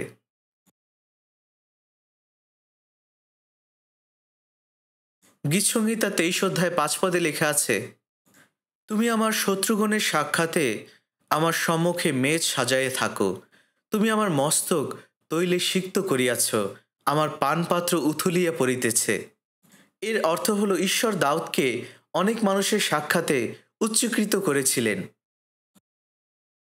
আর এখানে এই স্ত্রীলোকটি যিশুকে তৈল দ্বারা অভিষিক্ত করেছিলেন। তিনি তার ভালোবাসার প্রকাশ করেছিলেন এবং একই সাথে তিনি যিশুকে অনেক মানুষের সাক্ষাতে উচ্চীকৃত করেছিলেন। এবং এই ঘটনার মধ্য দিয়ে আমরা দেখতে পাচ্ছি তার জীবনের যে পরিবর্তন ঘটেছে। এমনকি শিষ্যরাও তিনি যা করেছিলেন তা দেখে অবাক হয়ে গিয়েছিলেন এবং অনেকেই এই কথা বলছিল যে কেন তুমি এই সুগন্ধি তৈলটি নষ্ট করলে এভাবে। তারা এই বিষয়টি নিয়ে খুবই বিরক্ত ছিল এবং তাদের রাগ প্রকাশ করেছিল। কেন তারা এই কথাটি বলেছিল? কারণ সেই সুগন্ধ তেল অনেক দামি ছিল। তাদের কাছে এটা মনে হয়েছিল যে সেই স্ত্রীলোকটি যা করেছে সেটা সম্পূর্ণভাবে অপচয়। কিন্তু সেই স্ত্রীলোকটি এই কাজটি করেছিলেন কারণ তিনি প্রভুকে বিশ্বাস করতেন, কারণ তিনি প্রভুকে ভালোবাসতেন। আর এই কারণে তিনি যীশুখ্রিস্টকে উচ্চে উঠাতে চেয়েছিলেন। তিনি সেই সুগন্ধি তেল ভেঙেছিলেন যেটা অনেক দামি ছিল, যার দাম হয়তোবা তার সারা জীবনের অর্থ সম্পদের সমান ছিল। অর্থাৎ যিশুর জন্য তিনি তার সমস্ত কিছু দিয়ে দিয়েছিলেন, কারণ তিনি জানতেন যিশুর মূল্য কতটুকু। তিনি যিশুর মূল্য বুঝতে পেরেছিলেন। যদি তিনি যিশুর মূল্য না বুঝতে পারতেন তাহলে তিনি কিভাবে এত দামি একটি তেল তার জন্য ঢেলে দিতে পারেন? যদি আপনি কাউকে কোনো কিছু দেন তাহলে সেই জিনিসটি আপনি তার জন্য উৎসর্গ করলেন। সেই মুহূর্তের পূর্বেও সেই দামি সুগন্ধি তেলটি তার জীবনের সবথেকে গুরুত্বপূর্ণ বিষয় ছিল। কিন্তু এখন যেহেতু সে যীশুখ্রিস্টের সাক্ষাৎ পেয়েছে, সে যিশুর মূল্য বুঝতে পেরেছে। আর এই বিষয়টি তার জীবনের মূল্যবোধকে পরিবর্তিত করেছে। তিনি এটা জানতে পেরেছিলেন যে যিশুই হলেন তার জীবনের মূল উদ্দেশ্য। এবং এই পরিবর্তনের পূর্বে সেই স্ত্রীলোকটি ছিল তার নিজের জীবনের কর্তা, কিন্তু এখন তিনি জানেন যে খ্রিস্টই হলেন তার জীবনের কর্তা, কারণ তিনি এটা জানতে পেরেছিলেন যে তার জীবন পরিবর্তিত হয়েছে। কিন্তু তখনও অনেক মানুষের জীবনে সেই পরিবর্তনটি আসেনি, তাই তারা এই বিষয়টি বুঝতে পারেনি। তারা এটা বুঝতে পারেনি যে তার কাছে যিশুর মূল্য কতটুকু ছিল, সেই স্ত্রীলোকের কাছে যিশু কতটা মূল্যবান ছিলেন। আপনি যিশুর জন্য কি উৎসর্গ করেছেন? আপনার জীবনে যদি সবথেকে মূল্যবান জিনিসটি থাকে তাহলে আপনার কি প্রয়োজন রয়েছে? আপনি কি আপনার জীবনের সবথেকে মূল্যবান বিষয়গুলো ঈশ্বরের জন্য ত্যাগ করতে পারেন? আপনার জীবনে কি ঈশ্বরের থেকেও অনেক গুরুত্বপূর্ণ বিষয় রয়েছে? যদি সত্যি আপনি ঈশ্বরকে বিশ্বাস করে থাকেন তাহলে প্রয়োজনীয় পরিস্থিতিতে আপনি আপনার সবথেকে মূল্যবান বিষয়কে উৎসর্গ করতে পারেন। আমরা জানি যে আব্রাহাম ঈশ্বরের জন্য 4টা জিনিস উৎসর্গ করেছিলেন। ঈশ্বর আব্রাহামকে তার দেশ থেকে বের হয়ে যেতে বলেছিলেন, তার পরিবার ছাড়তে বলেছিলেন এবং তার বাবার দেশ থেকে তাকে যে দেশ দেওয়া হবে সেই দেশে যেতে বলেছিলেন এবং লোটের সাথে তার সম্পত্তি ভাগ করেছিলেন। তার যা ছিল তা তিনি দিয়ে দিয়েছিলেন এবং ঈশ্বর তাকে ইসমাইলকে তার বাড়ি থেকে বের করতে বলেছিলেন এবং তাকে যা বলা হয়েছিল তিনি তাই করেছিলেন তার পুত্রের জন্য। যখন তিনি তার একমাত্র প্রিয় পুত্র ইসহাককে উৎসর্গ করতে গিয়েছিলেন তখন তিনি মূলত তার পরিবারকে উৎসর্গ করেছিলেন। মোশির বিষয়েও যদি আমরা দেখি, ইব্রিয় 11 অধ্যায় 24 পদে লেখা আছে, বিশ্বাসে মোশি বয়প্রাপ্ত হইলে পর ফরৌনের কন্যার পুত্র বলিয়া আখ্যাত হইতে অস্বীকার করিলেন। তিনি পাপজাত ক্ষণিক সুখভোগ অপেক্ষা বরং ঈশ্বরের প্রজাবৃন্দের সঙ্গে দুঃখভোগ মনোনীত করিলেন। 3টি বিষয় মোশি ছেড়ে দিয়েছিলেন। প্রথমত তিনি ছেড়ে দিয়েছিলেন ফরৌনের কন্যার পুত্র বলে আখ্যাত হওয়ার বিষয়টি। এবং তিনি ক্ষণিক সুখভোগের থেকে ঈশ্বরের লোকদের সাথে দুঃখভোগ মনোনীত করলেন। এর অর্থ হল এই জাগতিক বিষয়বস্তু তাকে বিনষ্ট করে দেয়নি। যে সময় ইসরায়েলরা অনেক কষ্ট ভোগ করত, ঠিক সেই সময় তার একটি আনন্দদায়ক জীবন ছিল। তার জীবনটি ছিল শান্তিময়। কিন্তু তিনি মিশরের সমস্ত ধন অপেক্ষা খ্রিস্টের দুর্নাম মহাধন জ্ঞান করিলেন, কারণ তিনি পুরস্কার দানের প্রতি দৃষ্টি রাখিতেন। এই কারণে তিনি তার সমস্ত ধন সম্পত্তি উৎসর্গ করেছিলেন এবং সেই পুরস্কারের জন্য তিনি দৌড়িয়েছিলেন যেটা তিনি পরবর্তীতে পাবেন। তাই আমরা দেখতে পাচ্ছি যে অনেক বিষয়ে মোশে আত্মত্যাগ করেছিলেন। প্রেরিত পৌলের জীবনে আমরা কি দেখতে পাই? প্রেরিত পৌল যখন প্রভুর সাথে সাক্ষাৎ করলেন, প্রেরিত পৌল এই কথা বলেছিলেন, আর বাস্তবিক আমার প্রভু যীশু খ্রিস্টের জ্ঞানের শ্রেষ্ঠতা প্রযুক্ত আমি সকলই ক্ষতি বলিয়া গণ্য করিতেছি। তাহার নিমিত্ত সমস্তেরই ক্ষতি সহ্য করিয়াছি এবং তাহা মলবৎ গণ্য করিতেছি, যেন খ্রিস্টকে লাভ করি। তিনি এই কথা বলেছিলেন কারণ তিনি জানতেন প্রভু যীশু খ্রিস্টের জ্ঞানের শ্রেষ্ঠতা কতটুকু। কলসীয় 1:22 লেখা আছে, তোমাদিওকে তিনি এখন খ্রিস্টের মাংসময় দেহে মৃত্যু দ্বারা সম্মিলিত করিলেন, যেন পবিত্র, নিষ্কলঙ্ক ও নির্দোষ করিয়া আপনার সাক্ষাতে উপস্থিত করেন। তাই তিনি আসলে বেঁচে থাকেন বা মারা যান, তিনি চান যে খ্রিস্টের কথা প্রচার করতে, কারণ এটাই হলো তার জীবনের মূল উদ্দেশ্য। এটাই তার জীবনের সবথেকে গুরুত্বপূর্ণ বিষয়, কারণ তিনি খ্রিস্টের মধ্য দিয়ে তার জীবনের মূল্য বুঝতে পেরেছেন। তাই তার জীবনের মূল কেন্দ্রবিন্দুটি পরিবর্তিত হয়ে তার কাছ থেকে খ্রিস্টের কাছে চলে গিয়েছে, আর এটাই হলো তার জীবনের মূল প্রতিচ্ছবি। গীতসংহিতা 73:25 লেখা আছে, স্বর্গে আমার কে আছে? পৃথিবীতে তোমার ভিন্ন আর কিছুতে আমার প্রীতি নাই। অর্থাৎ এখানে বলা হয়েছে যে তুমি হলে আমার সবথেকে মূল্যবান বিষয়। প্রভুই হলেন আমাদের জীবনের সবথেকে মূল্যবান বিষয়। তাই আমরা কখনোই আমাদের দুঃখভোগের জন্য তাকে অভিযোগ করতে পারি না। আমরা এই কারণে ঈশ্বরকে ধন্যবাদ দিতে চাই। এবং তৃতীয় আরেকটি পরিবর্তনের বিষয় আমরা দেখতে চাই, যেটা জেরুসালেমের পবিত্রগণের মধ্যে হয়েছিল। আসুন আমরা প্রেরিত 8 দেখি।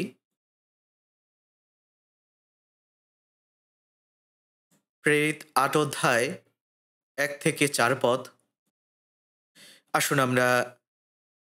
আসুন আমরা প্রথম পদ এবং 4 পদ একসাথে পড়ি।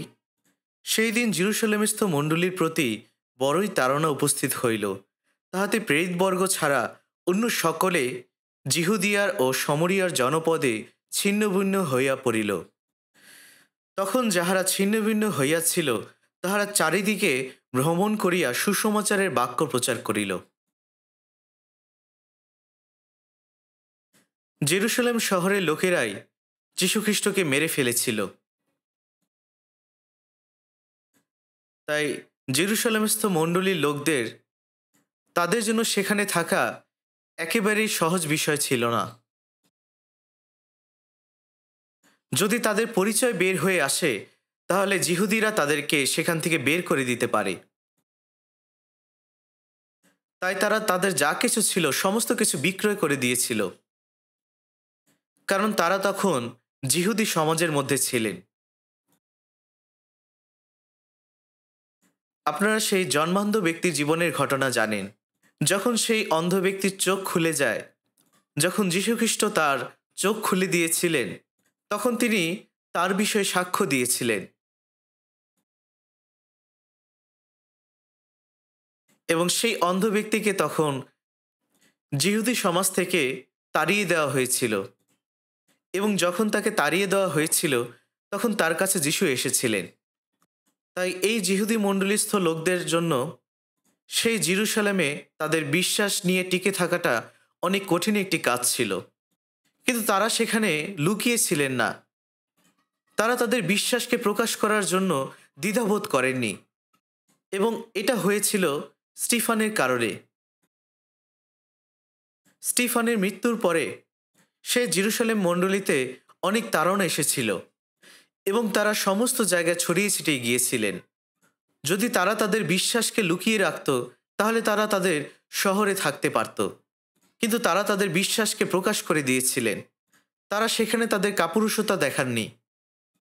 তারা ছড়িয়ে ছিটিয়ে গিয়েছিলেন যেন তারা তাদের বিশ্বাসকে প্রকাশ করতে পারেন, এবং এরপরে তাদেরকে সেই শহর থেকে বিতাড়িত করে দেওয়া হলো। এবং যারা ছড়িয়ে ছিটিয়ে গিয়েছিল তারা সমস্ত জায়গায় সুসমাচার প্রচার করেছিল। অর্থাৎ এই ছড়িয়ে ছিটিয়ে যাওয়ার বিষয়টি তাদের একটি সুযোগ করে দিয়েছিল যেন তারা বিভিন্ন জায়গায় প্রচার করতে পারে। এবং তাদের এই জীবন থেকে আমরা দেখতে পাই তাদের জীবনের পরিবর্তন। তারা তাদের জায়গা উৎসর্গ করে দিয়েছিল।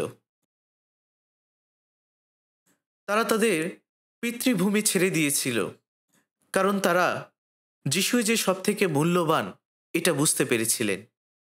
অব্রাহাম তার পিতৃভূমি ছেড়ে দিয়েছিলেন এবং রুথ মোয়াব ছেড়ে দিয়েছিলেন, কারণ তিনি ঈশ্বরের পরিচর্যা করেছিলেন। এমনকি প্রথম বংশাবলিতে আছে লেবীয়রা এবং যে সমস্ত লোকেরা ঈশ্বরের আরাধনা করত তারা তাদের শহর ছেড়ে দিয়েছিল। দ্বিতীয় বংশাবলী 11 অধ্যায় 16 পদে লেখা আছে, ইসরায়েলের সমস্ত বংশের মধ্যে যে সকল লোক ইসরায়েলের ঈশ্বর সদাপ্রভু অন্বেষণে নিবিষ্ট মনা ছিল তাহারা লেবীয়দের পশ্চাৎগামী হইয়া আপনাদের পিতৃপুরুষদের ঈশ্বর সদাপ্রভুর উদ্দেশ্যে বলিদান করিতে জেরুসালেমে আসিল।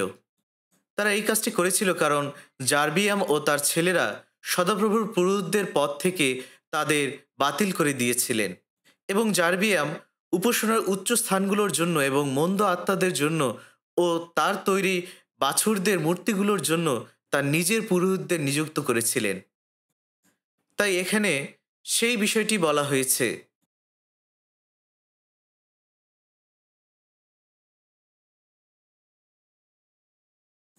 তাই যদিও এমনকি তাদেরকে সেখান থেকে বের করে দেওয়া হয়েছিল, এর থেকেও তাদের কাছে তাদের সদাপ্রভু অনেক মূল্যবান ছিল। আসুন আমরা প্রেরিত 2 অধ্যায়ে যাই। প্রেরিত 2 অধ্যায় 46 পদ। আসুন আমরা একসাথে পড়ি। আর তাহারা প্রতিদিন এক চিত্তে ধর্মধামে নিবিষ্ট থাকিয়া এবং বাটিতে রুটি ভাঙিয়া উল্লাসে ও হৃদয়ের সরলতায় খাদ্য গ্রহণ করিত। তাহারা ঈশ্বরের প্রশংসা করিত এবং সমস্ত লোকে প্রীতির পাত্র হইল। এখানে বলা হয়েছে তারা প্রতিদিন সেখানে একত্রে মিলিত হতো। প্রতিদিন একত্রে মিলিত হওয়ার অর্থ কি? বিশ্বাস সেখানে তাদের জীবনে একটি বড় ভূমিকা পালন করছে, এবং মণ্ডলী তাদের জীবনের সমস্ত কিছু ছিল। মণ্ডলী ছিল তাদের জীবনের কেন্দ্রবিন্দু। যদি সেটা না হতো তাহলে কিভাবে তারা প্রতিদিন সেখানে যেত, সেখানে মিলিত হতো? তারা প্রতিদিন এক চিত্তে মণ্ডলীতে একত্রিত হতো। অবশ্যই তাদের আরও অনেক কাজ ছিল, কিন্তু এরপরও মণ্ডলীর সহভাগিতা তাদের কাছে সবথেকে বেশি গুরুত্বপূর্ণ ছিল। তাই মণ্ডলী ছিল তাদের জীবনের কেন্দ্রবিন্দু। তাদের জীবনে আরও অনেক গুরুত্বপূর্ণ বিষয় ছিল, কিন্তু মণ্ডলী হলো তাদের জীবনের সবথেকে গুরুত্বপূর্ণ বিষয়। প্রেরিত 4 অধ্যায় 32 পদে লেখা আছে, আর যে বহু সংখ্যক লোক বিশ্বাস করিয়াছিল তাহারা এক চিত্ত ও এক প্রাণ ছিল। তাহাদের একজনও আপন সম্পত্তির মধ্যে কিছুই নিজের বলিত না, কিন্তু তাদের সকল বিষয় সাধারণে থাকিত। তাদের সমস্ত কিছুই সাধারণে থাকত। আসলে মূলত তারা তখন জানত যে জেরুসালেম শহর ধ্বংস হয়ে যাবে, তাই তারা বিশ্বাসে একত্রিত হতো এবং তাদের সমস্ত কিছু সাধারণে রাখত। আর এই কারণেই প্রায়তিক মণ্ডলীতে পবিত্রগণের সংখ্যা দিনের পর দিন আরও বেশি বৃদ্ধি পেয়েছিল।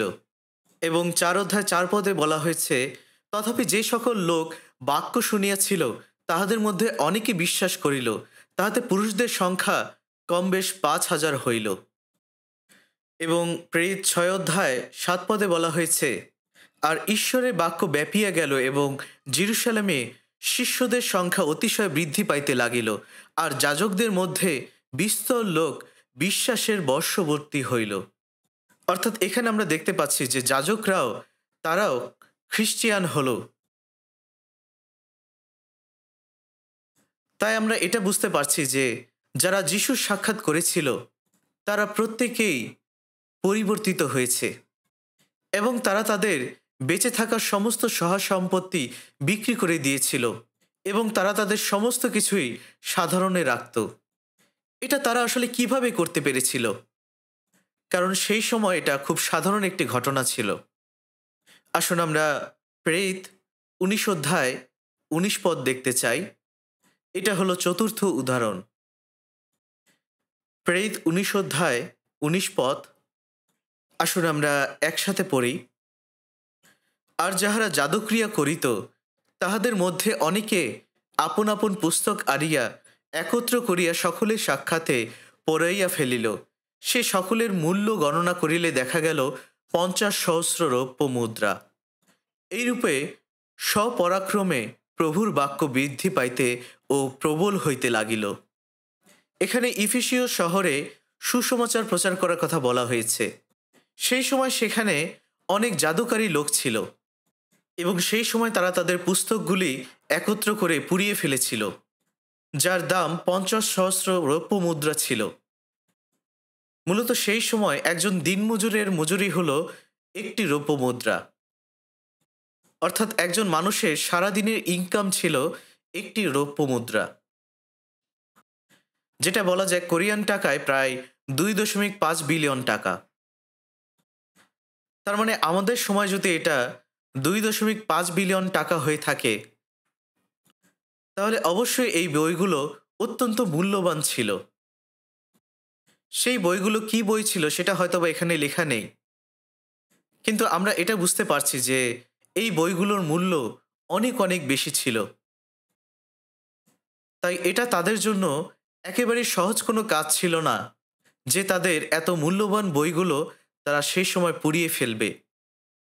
কারণ তখন সেই সময় প্রিন্টিং মেশিন ছিল না যে খুব সহজেই তারা এরকম একটি কঠিন বই তৈরি করতে পারবে।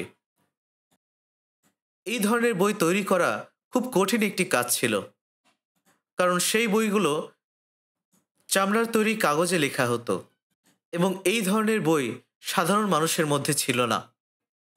কিন্তু সেই জাদুকারী লোকেরা তারা এই বইগুলো পুড়িয়ে ফেলতে চেয়েছিল। এর অর্থ আসলে কি? তারা তাদের সারাটা জীবন ধরে এই জাদু অনুশীলন করেছিলেন, কিন্তু তাদের কাছে এখন এটা কি? তারা তাদের এই কাজটি ত্যাগ করছেন। তারা তাদের জীবিকা পরিবর্তন করছেন। তারা আসলে এটাই করতে চেয়েছিলেন। হয়তো আপনি এটা চিন্তা করতে পারেন যে তারা তো এটা করতে পারতো যে তাদের বইগুলো বিক্রি করে সেই টাকা দিয়ে তারা একটি নতুন জীবিকা নির্বাহ করতে পারত, কিন্তু তারা আসলে সেটা করেনি। তারা সেই বইগুলো পুড়িয়ে ফেলেছিল, কারণ তারা এটা জানতো যে এটি ঈশ্বরের বিরুদ্ধে পাপ, আর এই কারণেই তারা এই বইগুলো পুড়িয়ে ফেলেছিল, কারণ এই বইগুলো তাদের জীবনের সাথে যুক্ত ছিল। এই কারণে তারা তাদের জীবনের থেকে ঈশ্বরকে মূল্য দিয়েছিল, যার জন্য তারা তাদের বইগুলোকে পুড়িয়ে ফেলতে পেরেছিল। তাই গীতসংগীতাতে গীতিকার এই কথা বলেছিলেন, তোমার ভালোবাসার দয়া আমার জীবন থেকেও উত্তম, তাই আমার মুখ তোমার প্রশংসা করবে। তাই এখানে তারা তাদের সমস্ত বইগুলোকে পুড়িয়ে ফেলেছিল, কারণ তারা এটা চেয়েছিল তাদের বিশ্বাসকে রক্ষা করতে, তাদের বিশ্বাসকে ধরে রাখতে, এবং ঈশ্বরের প্রতি তাদের ভালোবাসা প্রকাশ করেছিল। এবং তাদের এই আত্মত্যাগের কারণে তারা ইফিসীয়তে তাদের এই বইগুলোকে পুড়িয়ে ফেলতে পেরেছিল। এই জাদুকারীদের পরিবর্তনটি অত্যন্ত নাটকীয় ছিল, এবং এটা ঈশ্বরের চোখে খুবই স্বাভাবিক একটি ঘটনা ছিল। এবং থিসলুনিকীয় মণ্ডলীতেও পবিত্রগণের মধ্যে এই পরিবর্তনগুলো লক্ষ্য করা যায়। আপনারা জানেন যে সেই থিসলুনিকী শহরে প্রেরিত পৌল 3 সপ্তাহ থেকেছিলেন। সেখানে তিনি সুসমাচার প্রচার করেছিলেন, এবং অনেক মানুষ সেখানে পরিত্রাণ পেয়েছিল। কিন্তু জিহুদীরা এটা পছন্দ করেনি। তাই সেখান থেকে প্রেরিতপোলকে চলে যেতে হয়েছিল। কিন্তু ৩ সপ্তাহ আসলে খুব অল্প সময় একটি মণ্ডলীকে গেঁথে তোলার জন্য, তাদের বিশ্বাসকে, তাদের জীবনকে পরিবর্তন করার জন্য। এবং সর্বমোট প্রেরিতপোল সেখানে ২ মাসেরও কম সময় ছিলেন। কিন্তু থিসলুনিকীয় মণ্ডলীর পবিত্রগণ তারা তাদের বিশ্বাসকে ধরে রেখেছিলেন। তারা বিশ্বাসী পবিত্রগণের উদাহরণ হয়ে দাঁড়িয়েছিলেন। এমনকি তারা যখন অত্যন্ত তাড়নার মধ্যে ছিলেন, তারা সমস্ত দুঃখ কষ্টকে অতিক্রম করতে পেরেছিলেন। আসুন আমরা ১ম থিসলুনিকীয় ১ অধ্যায় দেখতে চাই। ১ম থিসলুনিকীয় ১ অধ্যায়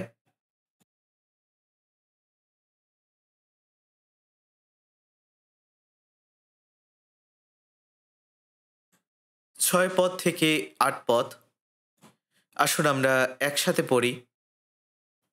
আর তোমরা বহু ক্লেশের মধ্যে পবিত্র আত্মার আনন্দে সেই বাক্য গ্রহণ করিয়া আমাদের এবং প্রভুরও অনুকারী হইয়াছ। এইরূপে মাকিদোনিয়া ও আখায়াস্থ সমস্ত বিশ্বাসী লোকের আদর্শ হইয়াছ। কেননা তোমাদের হইতে প্রভুর বাক্য ধ্বনিত হইয়াছে, কেবল মাকিদোনিয়াতে ও আখায়াতে নয়, কিন্তু ঈশ্বরের প্রতি তোমাদের যে বিশ্বাস, তাহার বার্তা সর্বত্র ব্যাপ্ত হইয়াছে। এই জন্য আমাদের কিছু বলিবার প্রয়োজন নাই। এমনকি যদিও এই পবিত্রগণ খুব অল্প সময় পেয়েছিলেন, প্রেরিতপোল তাদের সঙ্গে খুব অল্প সময় ছিলেন, তাই তারা আসলে তাদের বিশ্বাসে একেবারে নতুন অবস্থায় ছিলেন। কিন্তু এটা খুবই আশ্চর্যজনক যে তাদের উপরে যে বৃহৎ তাড়না ঘটেছিল, সেই সমস্ত কিছু তারা অতিক্রম করতে পেরেছিল। ৬ পদে বলা হয়েছে, আর তোমরা বহু ক্লেশের মধ্যে পবিত্র আত্মার আনন্দে সেই বাক্য গ্রহণ করিয়া আমাদের এবং প্রভুর অনুকারী হইয়াছ। থিসলুনিকীয় মণ্ডলীতে প্রেরিতপোল প্রচারের পরে তাকে সেখান থেকে চলে যেতে হয়েছিল, কারণ প্রেরিতপৌলের উপরে জিহুদীরা অনেক ক্রোধান্বিত ছিল।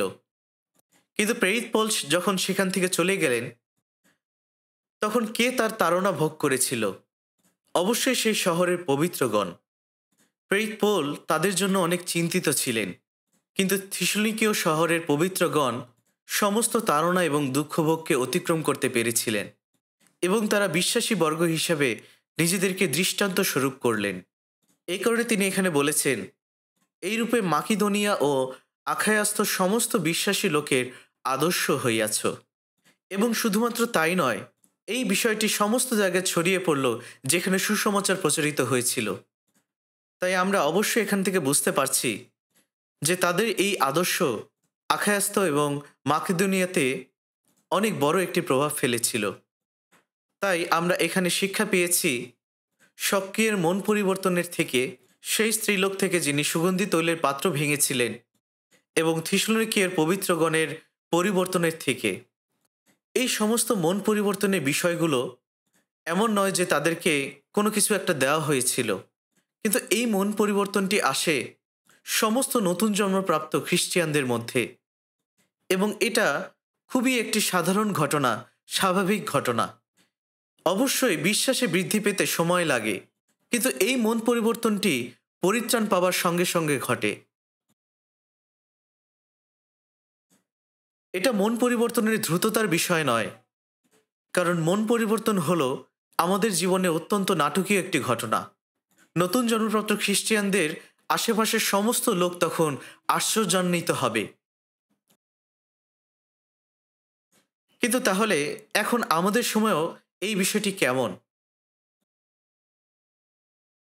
আমরা এই নাটকীয় পরিবর্তন নিয়ে খুবই চিন্তিত। আমরা পরিবর্তিত হতে ভয় পাই, অথবা আপনি আপনার অল্প পরিবর্তন নিয়েই সন্তুষ্ট, কিন্তু এটা সম্পূর্ণ বাইবেল বিরুদ্ধ। বাইবেল আপনাকে বলছে, না, তুমি এখন একজন নতুন মানুষ, তুমি একজন নতুন সৃষ্টি। ঈশ্বর ইসরায়েল জাতিকে মিশর দেশ থেকে বের করে নিয়ে এসেছিলেন, এবং তিনি তাদেরকে এটা বলেছিলেন যে এখন তোমাদের নতুন বছরের নতুন মাস শুরু হবে। এবং আপনারা জানেন যে যীশুখ্রিস্টের জন্মের সালের বিষয়, যেটাকে আমরা খ্রিস্টাব্দ বলি, অর্থাৎ ইতিহাসকে দুই ভাগে বিভক্ত করা হয়েছে। সেটা হলো খ্রিস্টপূর্ব এবং খ্রিস্টাব্দ। আমাদের জীবনও দুইটি ভিন্ন সময় রয়েছে। একটি হলো প্রভু সাক্ষাৎ করার পরে এবং আরেকটি হলো প্রভু সাক্ষাৎ করার পূর্বে। তাই ইফিসীয় 5:8 বলা হয়েছে, কারণ তোমরা এক সময়ে অন্ধকার ছিলে, কিন্তু এখন প্রভুতে দীপ্তি হইয়াছ।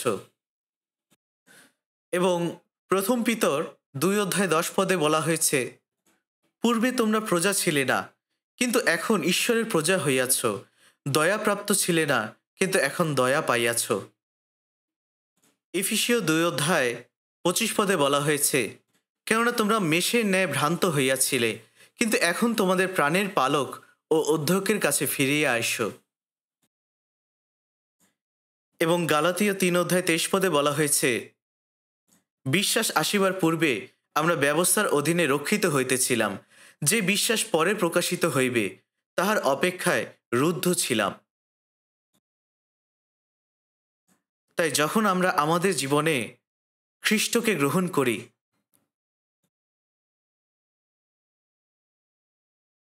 তখন আমাদের বিশ্বাস, যিশুর প্রতি আমাদের যে বিশ্বাস রয়েছে, প্রভু তখন আমাদের হৃদয়কে খুলে দেন, যেন আমরা সেই বিশ্বাসের মধ্যে থাকি।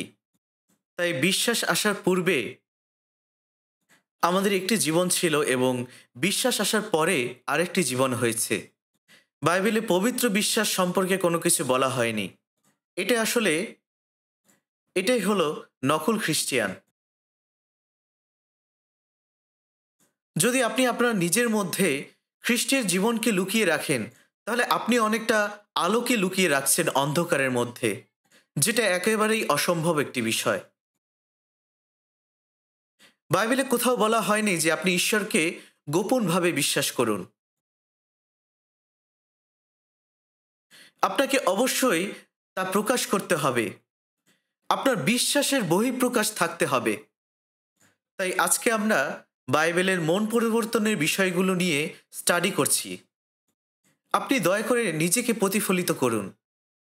আপনার মধ্যে সত্যিই কি সেই ধরনের পরিবর্তন এসেছে কিনা? যদি আপনার কোনো পরিবর্তন না এসে থাকে, তাহলে অবশ্যই আপনার বিশ্বাসকে পরীক্ষা করতে হবে। এই রিট্রিটে আপনার বিশ্বাসকে পরীক্ষা করুন। আপনার অবশ্যই এমন একটি জীবন থাকতে হবে যেটা বিশ্বাসের পূর্বে এবং বিশ্বাসের পরে। আর এই কারণে আপনার নিজেকে পরীক্ষা করতে হবে যে সত্যিই কি আপনার বিশ্বাস বাইবেল অনুসারে সঠিক কিনা। যদি আপনার মধ্যে মন পরিবর্তন হয়ে থাকে, যেটা আপনার ভিতরের পরিবর্তন, তাহলে অবশ্যই সেই পরিবর্তনের কারণে আপনার বাইরেও সেই পরিবর্তন ঘটবে। তাই আপনার ব্যবহারের কারণে অনেক লোকের উপরে তা প্রভাব পড়বে, যেন আপনি আপনার জীবনের মধ্য দিয়ে খ্রিস্টকে সাক্ষ্য দিতে পারেন। আসুন আমরা যোহনে ফিরে যাই। যোহন 4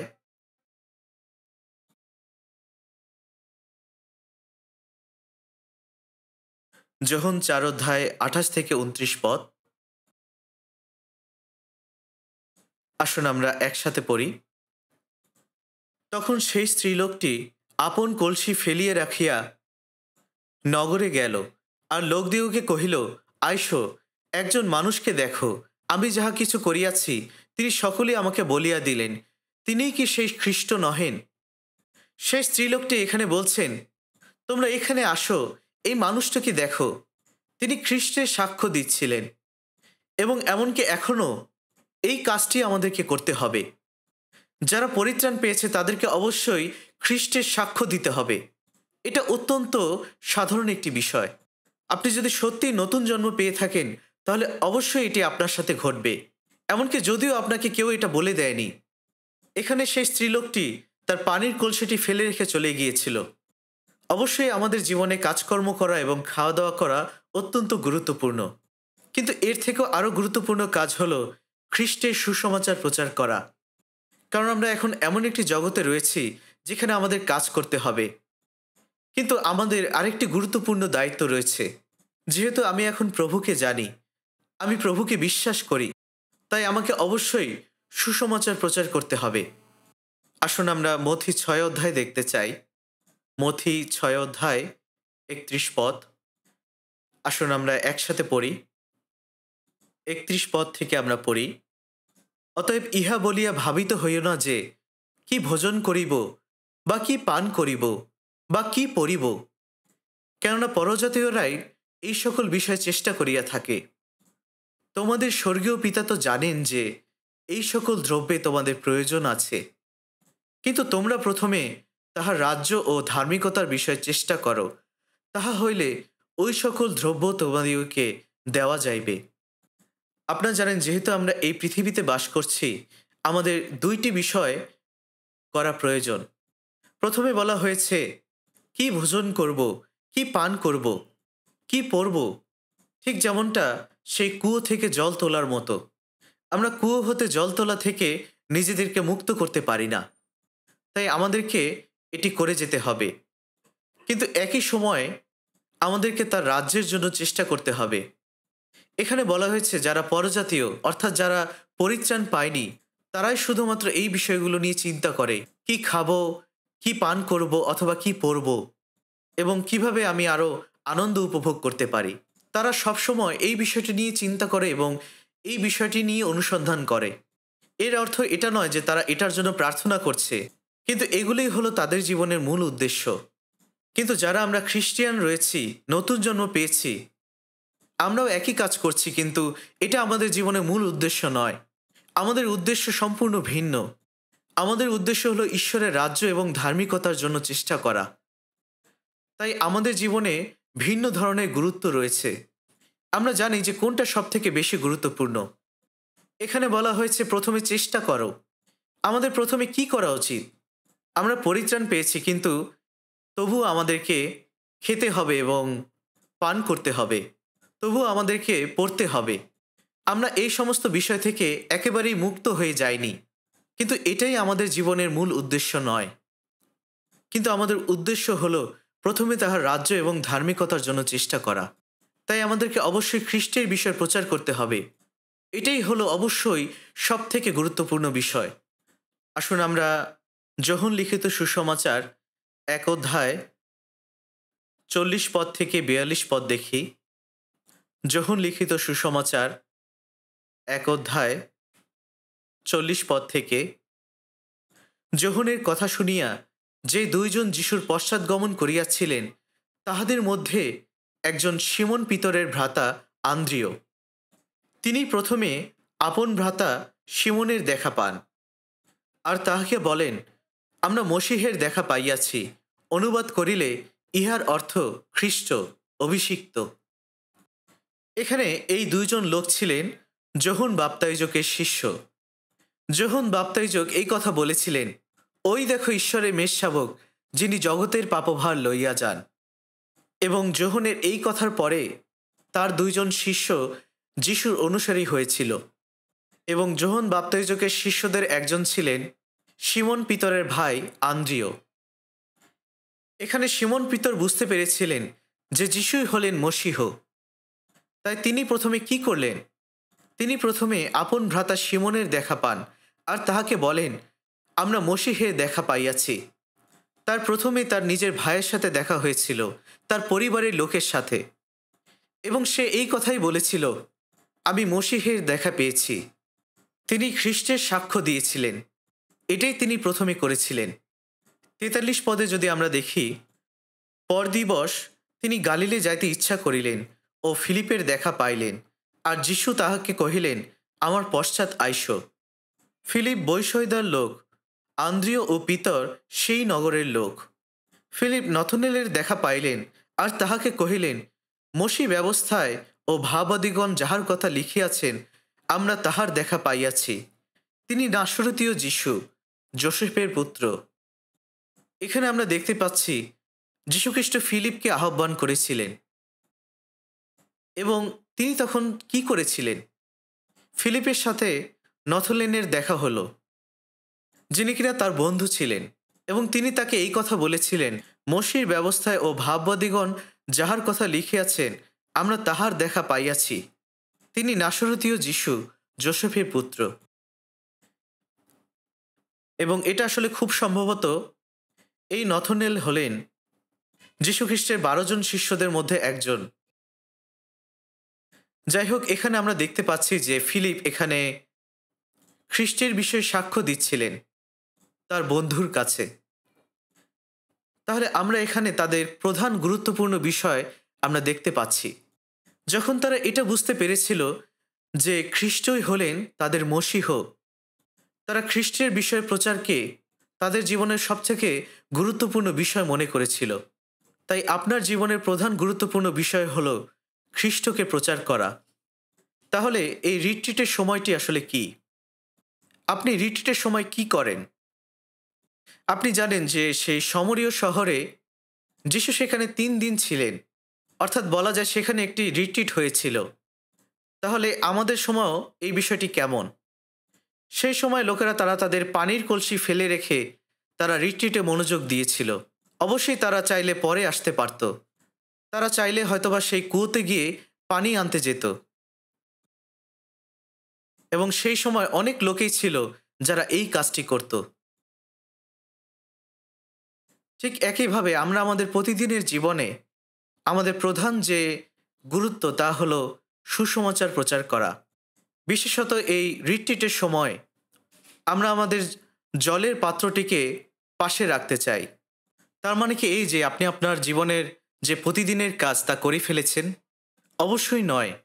এমনকি যদিও আপনার অনেক কাজ রয়েছে, কিন্তু এই রিট্রিটের জন্য আপনি সমস্ত কিছুকে পাশে সরিয়ে এখানে এসেছেন। যদি আপনার জন্য সেই জলের পাত্র সরানোর একটি মুহূর্ত থেকে থাকে, সেই মুহূর্তটি হলো এই রিট্রিটের সময়। মঙ্গলবার থেকে 4 দিনের জন্য আমরা আমাদের সমস্ত কাজকে সরিয়ে রাখতে চাই, কারণ এটাই হলো ঈশ্বরের চোখে সঠিক বিষয়। এবং আপনাকে নম্র হৃদয়ে এই রিট্রিটের জন্য প্রার্থনা করা উচিত, যেন আপনি এই রিট্রিটে সহভাগী হতে পারেন এবং ঈশ্বর আপনাকে ব্যবহার করতে পারেন। এখানে সমরীয় স্ত্রীলোকটি সাক্ষ্য অত্যন্ত শক্তিশালী ছিল, এবং এর মধ্যে একটি নিশ্চয়তা ছিল যেটা অনেক মানুষকে সাহায্য করেছিল ঈশ্বরের কাছে আসতে। আসুন আমরা যোহন 4 অধ্যায় ফিরে যাই। যোহন 4 অধ্যায় 30 পদ। আসুন আমরা একসাথে পড়ি। তাহারা নগর হইতে বাহির হইয়া তাহার নিকটে আসিতে লাগিল। এবং এরপরে আমরা 39 পদটি দেখতে চাই। সেই নগরের সমরীয়রা অনেকে সেই স্ত্রীলোকটি যে সাক্ষ্য দিয়াছিল, আমি যাহা কিছু করিয়াছি তিনি আমাকে সকলই বলিয়া দিলেন, তাহার এই কথা প্রযুক্ত তাহাতে বিশ্বাস করিল।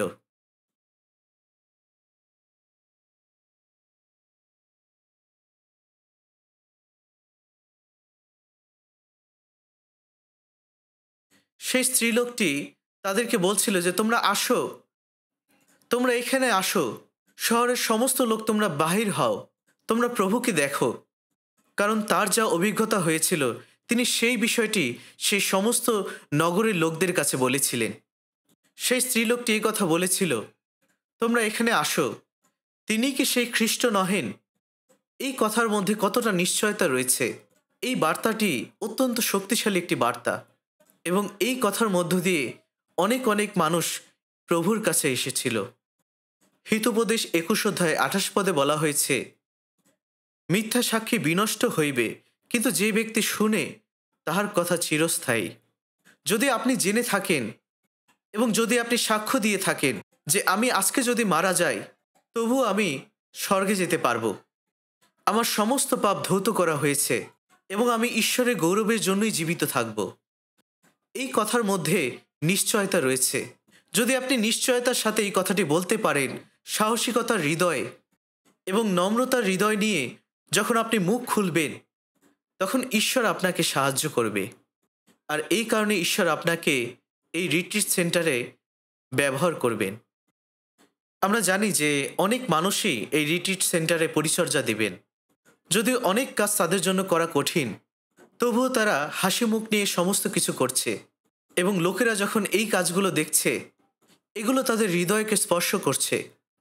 সমরীয় স্ত্রীলোকের এই আত্মসাক্ষ্যের মধ্য দিয়ে অনেক লোক যিশুর কাছে এসেছিল, এবং আন্দ্রিয়ের সাক্ষ্যের জন্য পিতর যিশুর কাছে এসেছিলেন। ফিলিপের সাক্ষ্যের মধ্য দিয়ে নথলেন যিশুর কাছে এসেছিলেন।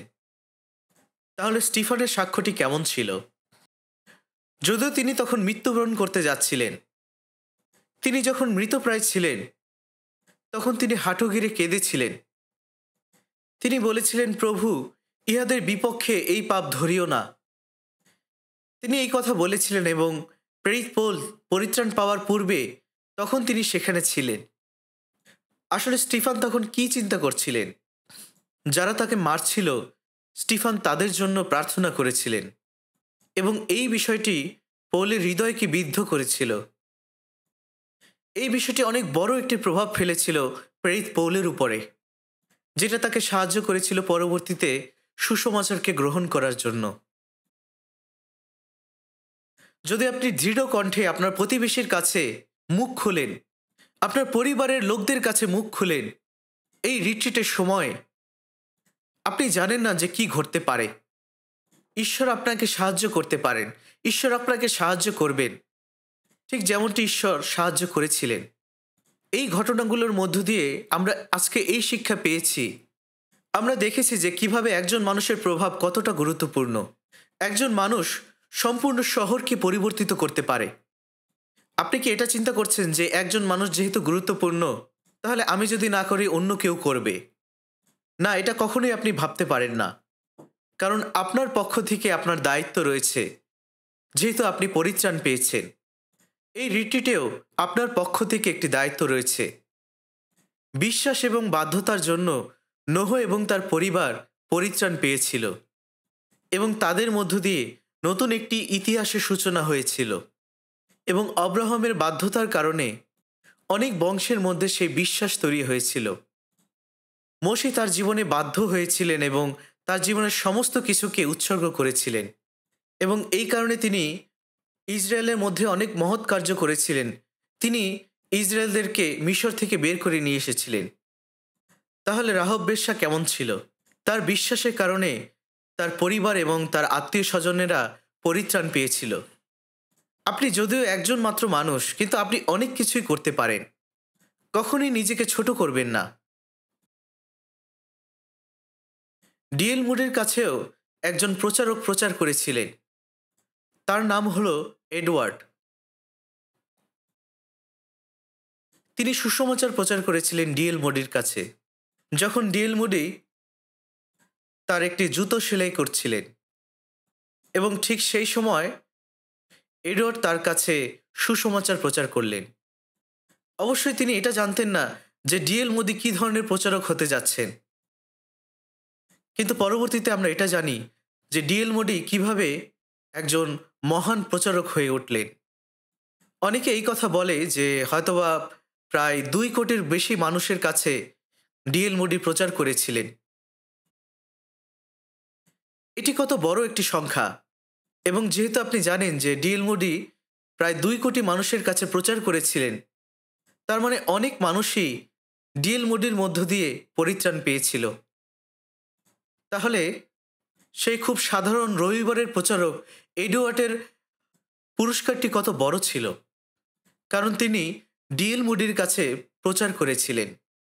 আপনি জানেন না যে কি ঘটতে পারে যদি আপনি একজন মানুষের কাছে এই রিট্রিটে প্রচার করেন। একজন মানুষের প্রভাব যখন সে সম্পূর্ণভাবে ঈশ্বরে বাধ্য হয়, তখন সেই প্রভাবটি অনেক বৃহৎ আকার ধারণ করে। এবং নিশ্চিত বিশ্বাসের জন্য মানুষের সময়ের প্রয়োজন রয়েছে। তাদেরকে সময় দিতে হবে যেন তারা বাক্য শুনতে পারে। আসুন আমরা আবার যখন 4 অধ্যায় ফিরে যাই। তো যখন শমরীয়রা যিশুর কাছে আসছিলেন, তারা তাকে বিনতি করলেন যেন তিনি তাদের সঙ্গে থাকেন। তাই যিশু সেখানে 2 দিন পর্যন্ত ছিলেন। আসুন আমরা 41 এবং 42 পদ একসাথে পড়ি। তখন আরও অনেক লোক তাহার বাক্য প্রযুক্ত বিশ্বাস করিল, আর তাহারা সেই স্ত্রীলোককে কহিল, এখন যে আমরা বিশ্বাস করিতেছি তাহা আর তোমার কথা প্রযুক্ত নয়, কেননা আমরা নিজেরা শুনিয়াছি ও জানিতে পারিয়াছি যে ইনি সত্যি জগতের ত্রাণকর্তা। তো যীশুখ্রিস্ট সেখানে 2 দিন থেকে গেলেন। এটা আসলে তাদের জন্য যথেষ্ট সময় ছিল। তাই যীশুখ্রিস্ট এই 2 দিন ধরে তাদের কাছে বারবার প্রচার করেছিলেন এবং অনেক মানুষের মধ্যে সেই বিশ্বাস তৈরি হয়েছিল, এবং তাই তারা এই কথা বলছে যে আমরা নিজেরা শুনেছি এবং জানতে পেরেছি যে ইনি সত্যিই জগতের ত্রাণকর্তা। তার মানে এখন তাদের মধ্যে সেই বিশ্বাস তৈরি হয়েছে। তাই আমাদের ক্ষেত্রেও যথেষ্ট রকম সময় দরকার। আপনারা কি সম্পূর্ণ সময় ধরে সেশনগুলোতে ছিলেন? দয়া করে আমাকে উত্তর দিন। আপনারা কি সম্পূর্ণ সেশনগুলোতে উপস্থিত থাকবেন? ধন্যবাদ আপনাদেরকে উত্তর দেবার জন্য।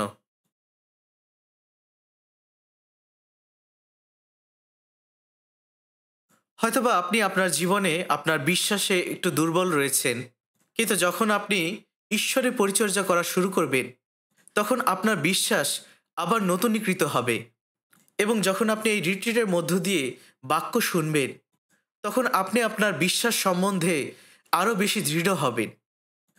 নহুমীয় ৮ অধ্যায় ৩ পদে লেখা আছে, আর জলদ্বারের সম্মুখস্থ চকে স্ত্রী পুরুষ এবং যত লোক বুঝিতে পারে তাদের নিকটে তিনি প্রাতকাল হইতে মধ্যাহ্ন পর্যন্ত তাহা পাঠ করিলেন।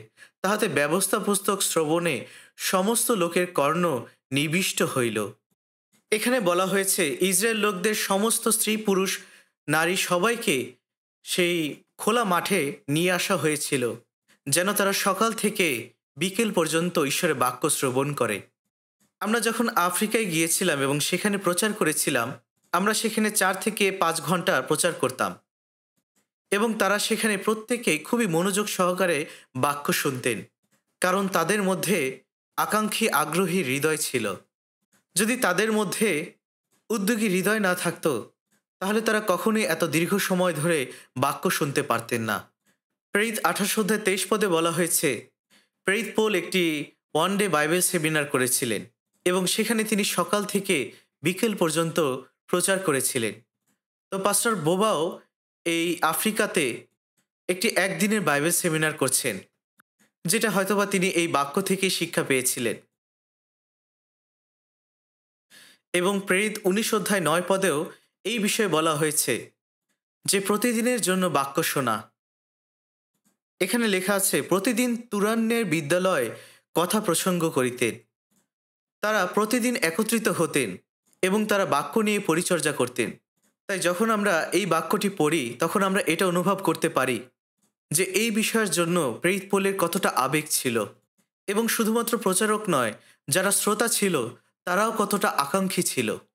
এবং সেই সমরীয় শহরে যীশুখ্রিস্ট ২ দিন সেখানে অবস্থান করেছিলেন, এবং এখন যখন সেই লোকেরা বুঝতে পারল যে যিশু হলেন তাদের মশীহ, কারণ তাদের একটি সোনার মতো হৃদয় ছিল এবং তারা যিশুর সঙ্গে ২ দিন কাটিয়েছিল।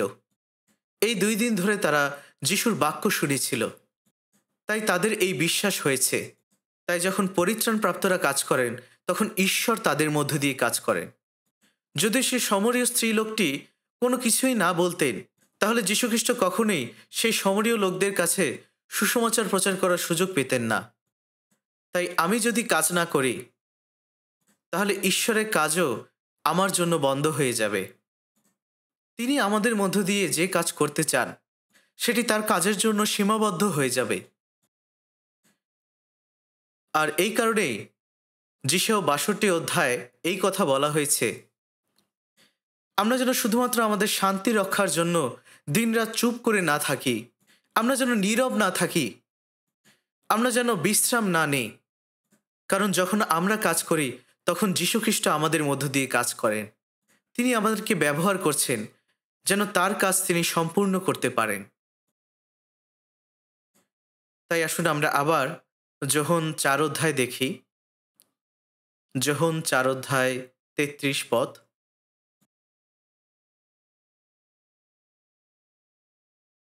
অতএব শিষ্যেরা পরস্পর বলিতে লাগিলেন, কেহ কি ইহাকে খাদ্য আনিয়া দিয়েছে? যীশু তাহাদিগকে বলিলেন, আমার খাদ্য এই, যিনি আমাকে পাঠাইয়াছেন, যেন তাহার ইচ্ছা পালন করি ও তাহার কার্য সাধন করি। তোমরা কি বলো না, আর ৪ মাস পরে শস্য কাটিবার সময় হইবে? দেখো, আমি তোমাদিগকে বলিতেছি, চক্ষু তুলিয়া ক্ষেত্রের প্রতি দৃষ্টিপাত করো, শস্য এখনই কাটিবার মতো শ্বেত বর্ণ হইয়াছে। আমরা যদি এই বাক্যটি দেখি, আমরা এখানে খ্রিস্টের হৃদয়কে দেখতে পাচ্ছি। তিনি আসলে কি চান? যখন যীশুখ্রিস্ট সেই সমরীয় স্ত্রীলোকের সাথে কথা বলছিলেন, তখন তার শিষ্যেরা তার জন্য খাবার কিনতে শহরে গিয়েছিল। এরপরে তারা ফিরে আসলো এবং যিশুকে খাবার দিল। তখন তাদেরকে যিশু বললেন, আহারের জন্য আমার এমন খাদ্য আছে যা তোমরা জানো না। তখন শিষ্যেরা বলাবলি করতে লাগলেন যে কেউ কি তাকে খাবার দিয়েছিল? তখন যিশু তাদেরকে বললেন, আমার খাদ্য এই, যিনি আমাকে পাঠাইয়াছেন, যেন তাহার ইচ্ছা পালন করি ও তাহার কার্য সাধন করি। আসলে দুই ধরনের খাবার রয়েছে। একটি খাবার হলো যে খাবারটি আমাদের দেহের জন্য, এবং আরেকটি খাবার হলো যেটা আমাদের আত্মার জন্য। এবং তিনি তাদেরকে বললেন, চক্ষু তুলে ক্ষেত্রের দিকে দৃষ্টিপাত করো, শস্য এখনই কাটিবার মতো শ্বেতবর্ণ হইয়াছে। তোমরা কি এটা বলো না যে আর 4 মাস পরে শস্য কাটার সময় হবে? মূলত এই শস্যক্ষেত্র হলো হারানো আত্মারা। কিছু খাবার রয়েছে যেটা আমাদের দেহের জন্য উপকারী, এবং কিছু খাবার রয়েছে যেটা আমাদের আত্মার জন্য উপকারী। এবং একটি ক্ষেত্র হলো শস্যের ক্ষেত্র, আর আরেকটি ক্ষেত্র হলো আত্মার ক্ষেত্র।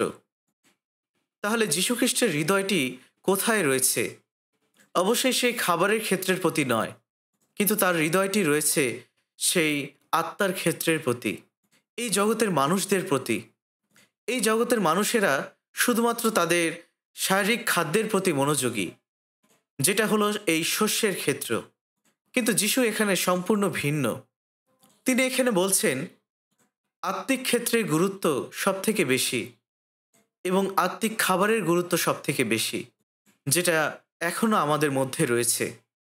আমরা যদি আমাদের প্রভুর হৃদয় জেনে থাকি, তাহলে আমাদের কি করা উচিত? যীশুখ্রিস্ট আপনাকে একা একা কোনো কিছু করতে বলেননি। যিশু চান যেন আপনি একসাথে এক হয়ে যেন কাজ করেন, যেটা 36 পদে বলা হয়েছে, যে কাটে সে বেতন পায় এবং অনন্ত জীবনের নিমিত্ত শস্য সংগ্রহ করে, যেন যে বুনে ও যে কাটে উভয় একত্রে আনন্দ করে। কেননা এই স্থলে এই কথা সত্য, একজন বুনে আর একজন কাটে। আমি তোমাদেরকে এমন শস্য কাটিতে প্রেরণ করিলাম, যাহার জন্য তোমরা পরিশ্রম করো নাই। অন্যেরা পরিশ্রম করিয়াছে এবং তোমরা তাহাদের পরিশ্রম ক্ষেত্রে প্রবেশ করিয়াছ। যীশুখ্রিস্ট এখানে কৃষিক্ষেত্রের উদাহরণ ব্যবহার করেছিলেন। আপনি যখন খামারে যাবেন এবং শস্য প্রস্তুত করবেন, প্রথমে আপনাকে বীজ বুনতে হবে, এবং যখন সেই বীজগুলো থেকে শস্য তৈরি হবে, তখন আপনাকে ক্ষেত্র প্রস্তুত করতে হবে, এবং এরপরে সেই শস্যগুলো আপনাকে একত্রিত করতে হবে।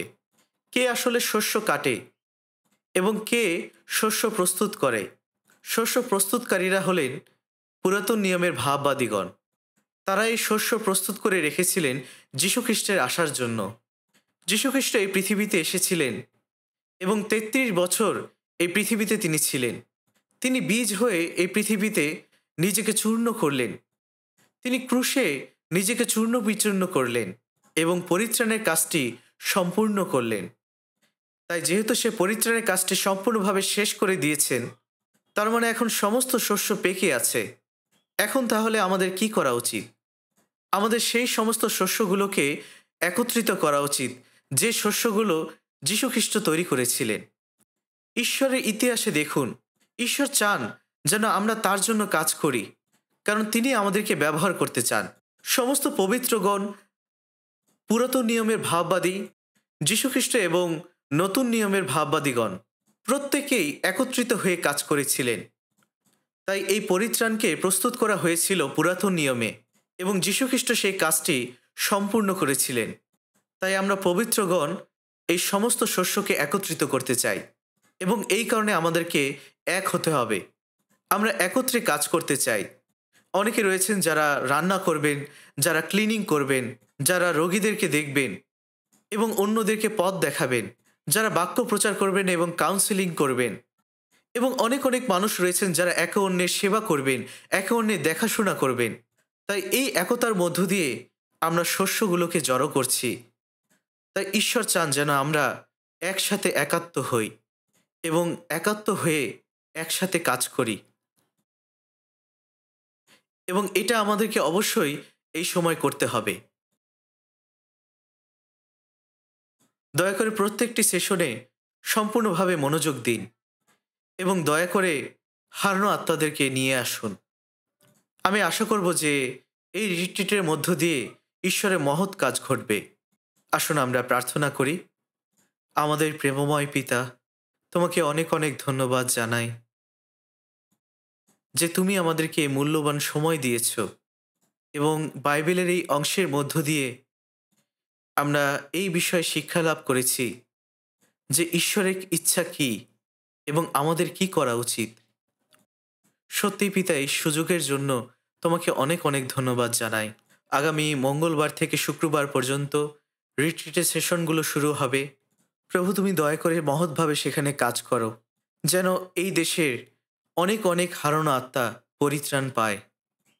দয়া করে আমাদেরকে তুমি তোমার কাজের জন্য মহৎভাবে ব্যবহার করো এবং আমাদেরকে সুরক্ষা দান করো। তোমার অনুগ্রহ দ্বারা আমাদেরকে পরিপূর্ণ করো। এই সমস্ত প্রার্থনা প্রভু যীশু খ্রিস্টের নামে চাই। আমেন।